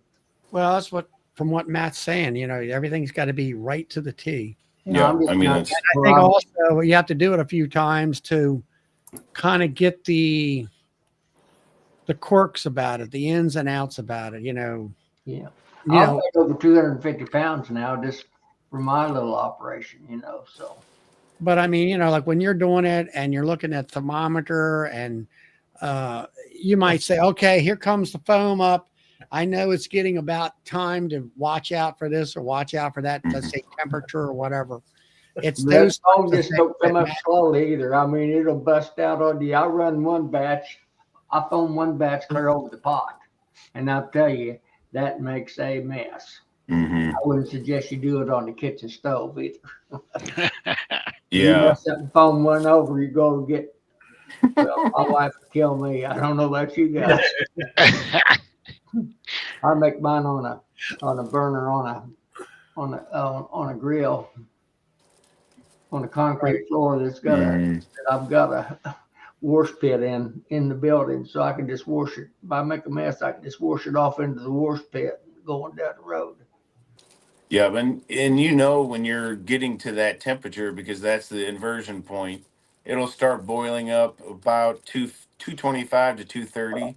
So Yeah. you're basically there when that happens. So as soon as that foam goes down, that's a temperature you just want to lock in and hold for your 20 minutes. So And then after 20 minutes, you're putting it in a cold bath, right? yeah, but I take it right off the burner and go set it in a Tupperware it's now iced over, so it's 32-degree water now.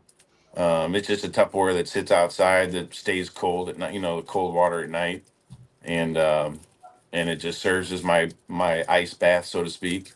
And then as soon as it'll take about, in this temperature here in 30 degrees or so, it'll take about an hour to cool down to 125. Then So you add your stuff and whipping it. yep, yep. Gotcha. I'll have my form set up so as soon as I get done whipping it, I have my spatula in my back pocket, and I just lean it over, and drain right into that shim that I'm using as my form. Did you see Ryan's question, Matt? No, I can't read it. All right, Matt. Ryan wants to know. He's living in Maryland, Southern Maryland. He wants to order 100 pounds. Sure. How would he receive it? In bags or in brick or how? Yeah, so I would want to send that in the block form like you're seeing here. I'd cut them in half and probably bag each one of those together. So there'd be 15 pounds or so per block. And So I are would you seal getting each. like 2-pound baggies or are you getting just a It big would it block? would be like the half block form. So he could measure it down into whatever size bags he wanted at that point. He could make 4-pound bags. He could make 1.5-pound bags. Whatever's easiest for the person feeding. All right. I think Matt said, Ryan said it. He's on your Facebook page. I think it is. Okay. Yep. So he Yep. can instant message you. Okay. Perfect. Yep. Yeah, I appreciate it. I look forward to seeing what he thinks about it. And he said, do it for Nobby. Yes, Matt. Why I keep saying Matt? I'm looking at it, I guess. It's Ryan. Ryan, yes. He would bring it to Nobby, right, Mhm. Matt? Yep. Absolutely. Yep. Right now, to give you an idea, we're bringing about 500 pounds. So Well, bring another 100 pounds for Ryan. yeah. That's great. Yeah, So now you're that's bringing awesome. 600 pounds. Yep. Yeah, I plan on giving away some free samples at they won't be 100-pound samples, but free samples for people to be able to see it and in person, feel it, smash it up, do whatever they want with it, open feed it, take it home, and call me with questions. Yeah. I see the fondant that you gave me, it was white. I guess you didn't add these other No, stuff. yeah, that was my first generation. That's kind of, I guess you would consider that kind of similar to like the Hilco, just inverted sugar, just beef fondant per se. This is a little bit more fine tuned. It does have some additives in it. Um, the And it's bees, got that moist yeah, the bees consistency. it's similar to like a softer pollen patty or a harder pollen patty. There's no doubt which one they eat and consume faster. And not that we're fighting hive beetles this time of year, but you want them to have something soft and pliable, um, given especially the delicacy of that bee's tongue. That bee's tongue that's feeding the queen and whatever's going on right now. Um, that's also the bee that's starting our spring nukes. We're going to be double screening board every production hive, raising 2 nukes over it. So we ask a lot of our bees right out of the gate. So I need as Yeah. many bees in that box as we can possibly get, because that's Okay. what we're All shooting right. for. Darren from Pennsylvania Beekeeper, he wants to get some, but he would like to have it before Nobby. So I Sure. know Darren, he can mail it to you or ship it to you. Yep. So They usually go out UPS ground is the way it ships, or UPS the ground, postal. Darren. So just go to Sandy Valley Honey Company on Facebook, Mhm. Matt, Yep. and then he can instant message you and you guys can hook up together when it comes to information about that. You better be careful. You're going to get busy real fast. I gotta get rid of this surplus because I'll make a couple hundred more pounds before lunch tomorrow, to give an idea. So just to give an idea, just to go through our bees, and everyone has 4 bags on them right now. By Christmas time, those bags will be completely gone. And that's my plan and what I'm thinking I'll see. So I've already prepped. We'll need at least 300, almost 400 pounds to feed our yard like that, to hold them until February is my goal. But so Mm. it's something that And I'm doing anyway for our operations. So it's not, I've got it figured out to pump out some volume if I need to or when I need to. and then Uncle Junior in New Jersey there, he was wanting to does southern high beetles go into the fondant? I don't. Um, they'll go if you have beetles in your hive, they're going to go anywhere that's possibly not patrolled. So, or not easily patrolled by the bees. So I have maybe seen a hive beetle or two that's in the bag.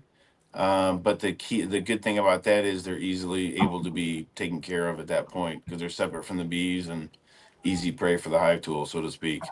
But they don't go into it like a pollen patty, for instance. Right. It's not a protein meal for any kind of a issue like that, for sure. I've got hive beetles and I ain't noticed them anywhere around it. Hmm. Hey, Well, Matt, are you running most things in the double deep configuration going through winter? Doubles and triples. Yep. Okay. Some doubles may have a medium on it. Some may be in triple deeps, to give you an idea. So pretty big colonies. So on a double and a triple, how much stored either honey and or sugar syrup do each one of those colonies have? You can't lift them. Really? You can't move them. Yeah, they feel like they're strapped down still. So they're not. And the reason I'm feeding them like that is either they're going to eat it or they won't. More often than not, they're going to consume that fondant before their stores, from what I've seen. Mm-hmm. But my focus is when it comes down to the brutal survival point of winter, where they have to be in a tight cluster to survive. They have to have honey. They're not going to be up on my fondant at that point. They need to be on honey. So if they eat their honey before that time period, I haven't done them a favor. So that's why I feed them at this point, right around Thanksgiving, so heavy, so they have that to be able to situate themselves amongst honey when they most need it. I guess that is just my thought and feeling is I think that's a slippery slope only because, and this is my thought, doesn't mean I'm right or wrong. If those girls don't eat through, like it say in their full second box is say full of honey or stored whatever, and potentially the third, you're doing the exact same thing I'm doing, which is selling bees. And if those girls haven't gotten through enough of those food stores and opened up enough of that comb to start pushing up in there and lay, I feel like the problem is, and this really depends upon a person's climate and weather as to how much they're going to eat. Just like you and I, the bees don't typically lock in more than 2 weeks before they have some flight time. As probably a fairly good rule of thumb. There's times that it's longer than that, but every couple to few weeks, our girls probably get a little bit of flight time for cleansing, things like that. So in theory, if they're flying, they're going to consume more. Now, if it's 10 degrees and stays at 10 degrees, they'll probably consume a lot less than if it's up around even 35, 40 degrees. So I guess the point I was trying to make was, there's a fine line, I think, where we need those girls to have enough food to get through the harshest parts of winter, but not so much that we get into March when we're getting ready to start tearing into them and they still have a full box of honey that we need to have open or have them had laid in. That is just my thought. That queen needs space to lay. I was thinking the same thing. At what point in the spring do you stop feeding the fondant and let them start consuming their stores? I feel like they are in control. So I feel like when the queen actually starts ramping up, I feel like they have no problem from what I've seen. Not let's call it them backfilling the brood nest, at the wrong time. I feel like they will consume so much that it will that they'll get dialed into wherever they need to be, and they're usually in that top box. So they've eaten their way up through that. I don't know. It might be to the population size we're trying to take into winter, but they're pretty robust colonies. So, like for instance, when I go to those, when I pull my feeder shim or open my top, I'm seeing 8 to 10 frames of bees. I'm not usually seeing 4 or 5 frames, if that makes sense. Yeah. So, and some of those could be in doubles, some of them could be in single, but most of them are in doubles.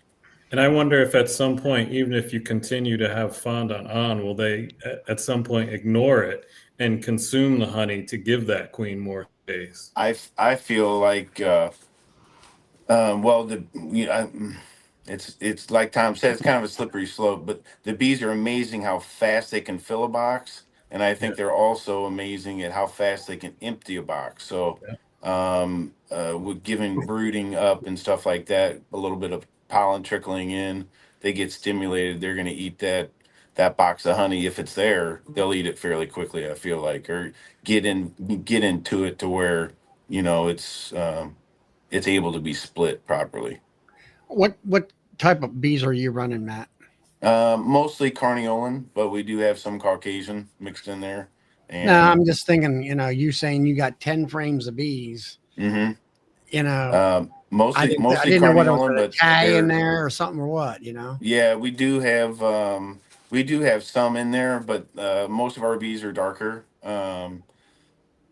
That's all I can really. A lot of our drones are on the darker side too. I don't know necessarily if that means anything, but we're more of a kind of a salt and pepper bee. Not a lot of our I'm queens just thinking are about, real. not that queen was a tag and she's laying up like crazy because there's plenty of food, or whether or not your formula of feeding is definitely a difference in getting that volume of that hive jumping. There's no doubt. That our regimen probably helps sustain the population sizes that we're seeing. There's no doubt about that. And the more population you got, when it's time for them to start consuming honey, they're going to consume more. That's going to give you more space faster. It does. Yep. So you're going to have more bees alive when that time comes. Our with Now- strongest hive, to give you an idea, this year we pulled 4 nukes off of, and I think I split the queen. So we pulled 4 nukes, and then I split them in half from there into singles. So I don't even know how many frames are brood. In a triple deep, there was at least 17 frames that had brood on them. Some of them complete wall to wall, but some of them, just had some brood spotted. So Well- you'll have plenty of places for So that you're thing to running- lay with that many bees. Guarantee yeah, it. Are you running insulated boxes or wooden boxes, or how you? wooden boxes with those insulated tops on them. That's to it. I mean, your outer walls are open or No, exposed. yep, 3/4 inch. That's it. That's it. No wrap on the outside at all. No wrap, but you've got insulated roof. Yep, insulated tops. Okay. And our migratory tops, we just run one top all year long, but it just slips right over this insulation. So everything's cut to the outside dimension of the boxes. So you could use you're use a running telescoping cover. insulated roof with Mhm. for the condensing hive, i.e. Yep. the heat dome and all Yep. that. Yeah. Okay. I mean that helps. I mean it's like your insulated hives that are like Sawmill hives or Mhm. all those type of hives. That's quack. They don't eat as much, Yep. and they'll brood up better. They'll brood up earlier Yep. because of the warmth and everything in there. So what I see with that insulated top, and what I'm convinced happens, it doesn't keep them warmer per se. It just increases their efficiency to stay at the temperature that they're trying to be at. So, Well, I figure there's definitely a heat dome, oh yeah, for sure. and they're But that's- up in the top where it's Yep. warm, and they got the moisture on the sides. I've already seen that in my hives here a week or two ago. Yeah. I pulled out the bottom coroplast boards, and I seen moisture on the outer edges, and it looked like dripping honey. And I tasted it, and it was more or less water. So it's coming down the sides. Yep. And all that. So they're getting the moisture. They got the heat dome. They don't have a tight cluster, and they can move around and grab the food if it's a frame over without any problems. Yep. And all. Charlie, you was tasting mouse pee. That's what that was. That was mouse pee. I was thinking bee poop water. It was clear. Of course, it was kind of yellow.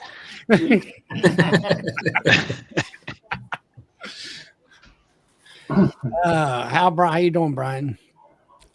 Okay. Flower Street. Good. Yeah, I'm all right. I'm going to go to Man Lake tomorrow. I got nothing to do, so I'm going to drive over to Winter Haven, just walk around. I can't buy anything, bring home, but I'm just so bored. That's what I'm going to do tomorrow.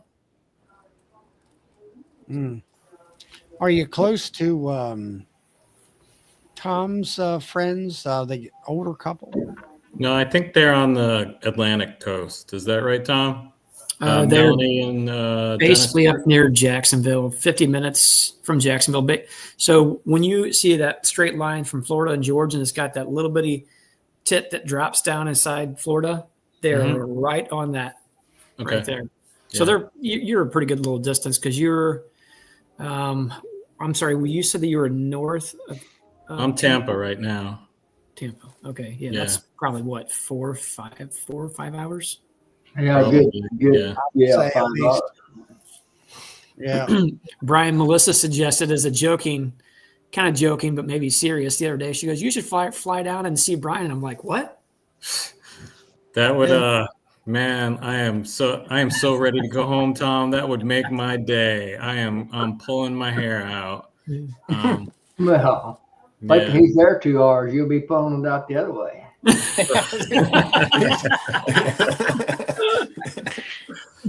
I went home. The worst now. JW, I don't harass him as bad as I harass you. Oh, Oh boy. What have you been up to, Tom? All this. Just honestly working stuff, trying to get my one son, well, who was working for me, recently took a different job, so I have to push a little bit harder and trying to get some things done out in the field. So, which kind of works out because there's not as much going on in the bees. I haven't really touched them in, I don't know, a couple weeks or what have you, since the last feeding. I never even took even the hive top feeders off them. So Matt's an overachiever. He's well ahead of me. Well, Honestly, I've done that. I'm pretty amazed at you and Matt, how you guys are running your own business separately and then doing all this bee stuff. Like this bee stuff's a full-time gig, and man, I don't know how you guys make the time to do it all.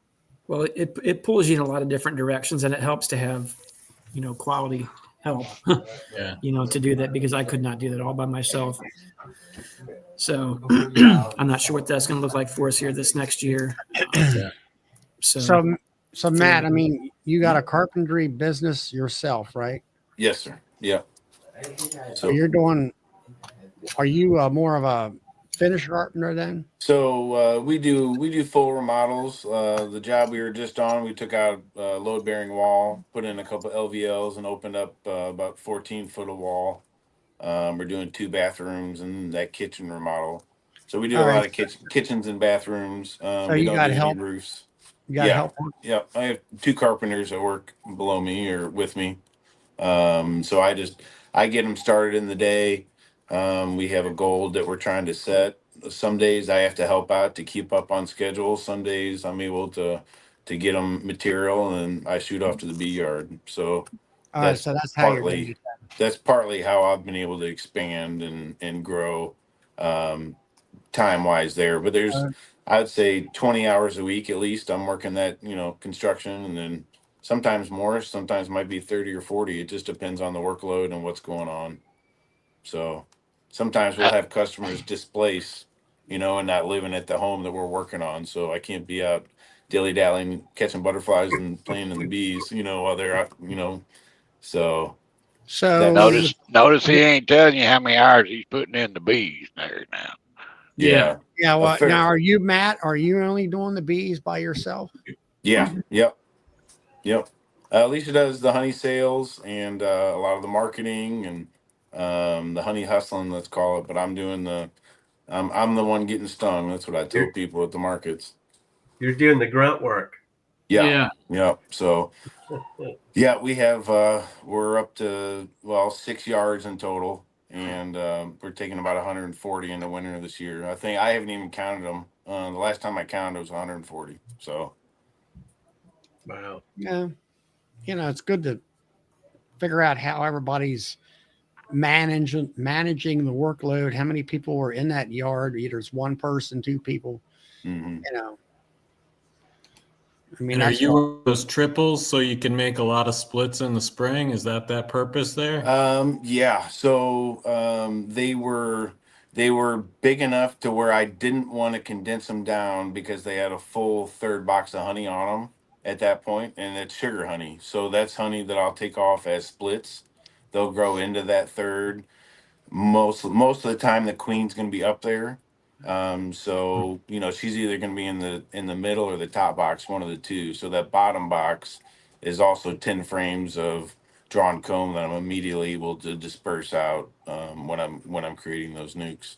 They won't that first deep on bottom will almost be completely dry every time. You got a little butt shake going on there.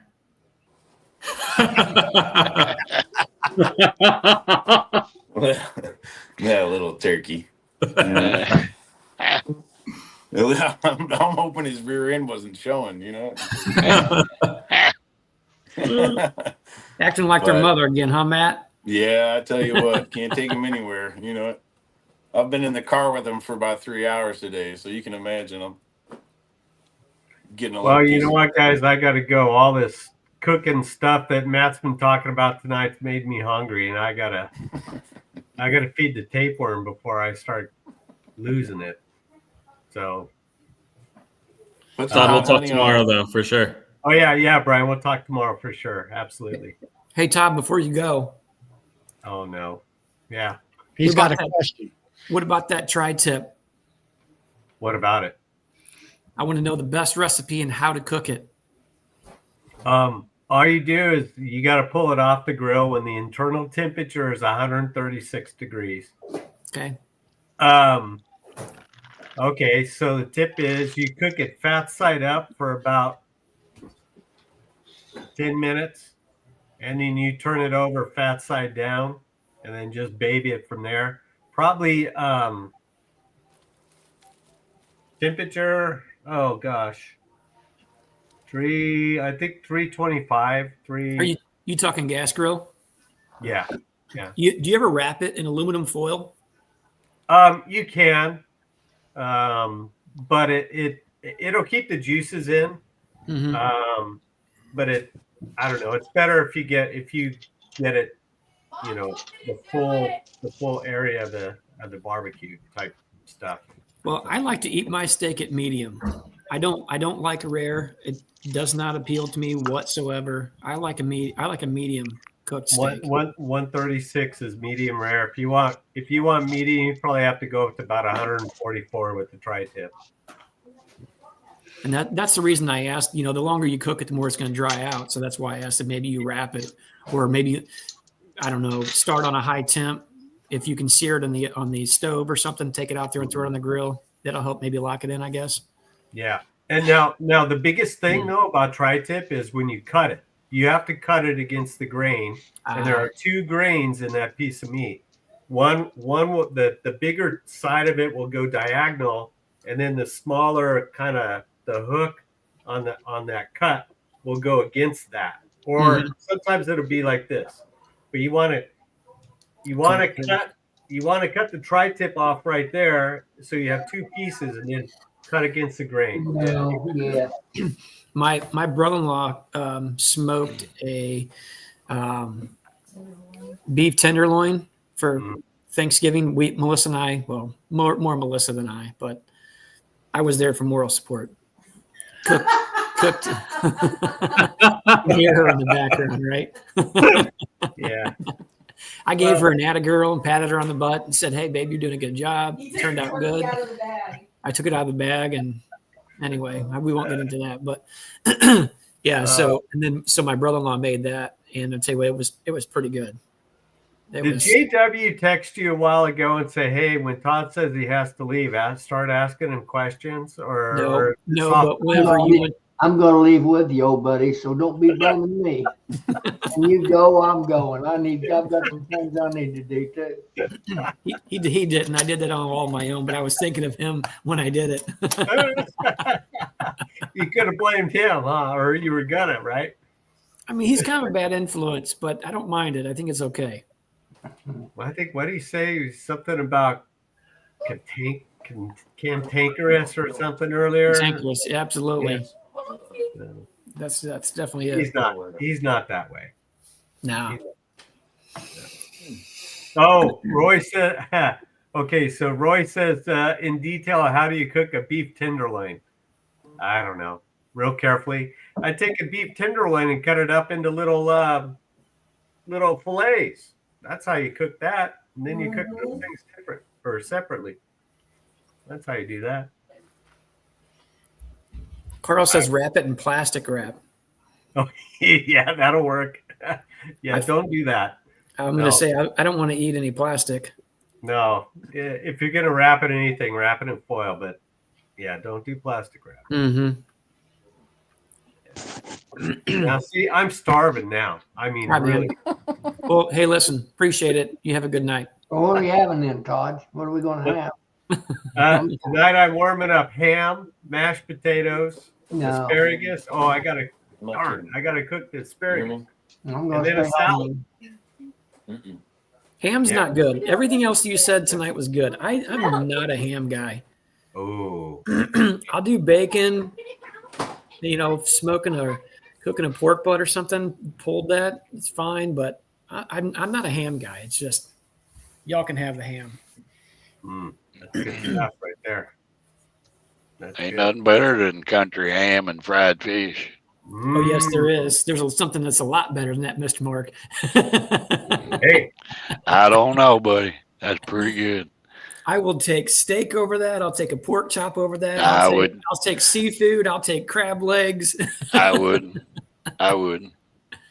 No. If I visited Brian down there, I could get some good seafood and crab legs, I bet. You guys are I had a killing. nice shrimp boil, not last night, but the night before, Wednesday. That was really good.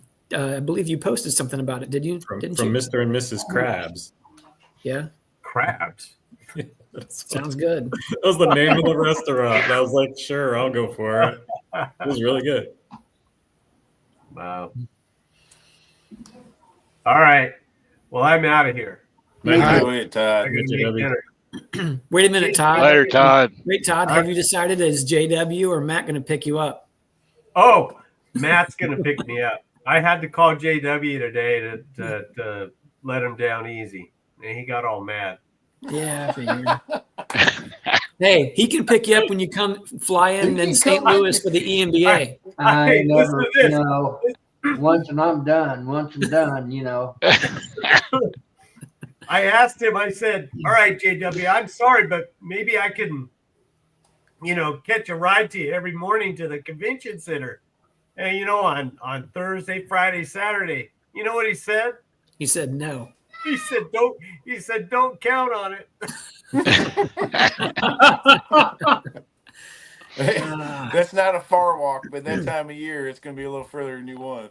Yeah. Hey, Todd, he'll take you on an emotional roller coaster ride. He'll bring you up and then cut your legs up underneath you. Same sentence, too. Oh, man. All right. Maybe JW can pick you up when you get off the plane in St. I Louis ain't for never the picked EMBA him thing. up. No place. He's done shot his wad with me. Well, Matt will get you then. Matter never been. He'll bring the old cowboy Cadillac out there. Oh, God. We'll make sure we'll get you. JW Are- may come and hold the sign. You know what, Matt? You're going to be hauling a lot of fondant. Are you going to be bringing the canoe?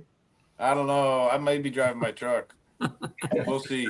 The only thing is, I don't like it because that there's nowhere to plug in your block heater on the diesel when you're out of town. So if it's that cold, I don't know if I'd want to be driving the truck, to be honest.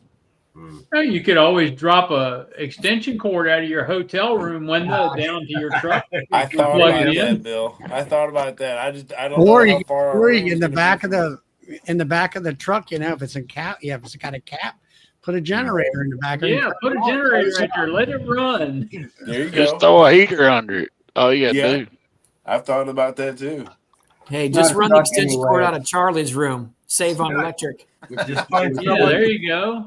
just find someone that's got a Tesla, and you can ask them if you could use their generator in the back trunk. Yeah, there you go. That's what they do. They drive around with generators. Mm-hmm. It's possible. We'll see. All right. I got to I'm go. mad and I'm leaving. Yeah, I got to go too. Oh, jeez. There he goes. Irish goodbye. Yeah, Uh-oh. man. All right. Well, I'll see you guys later. Have a good weekend. Yeah, See you, thanks Todd. for coming on, Todd. All See you, right. Todd. Later, Todd. Later. All right. Well, guys, it's 20 after 10. I'm going to go ahead and shut the chat down, and we'll go from there.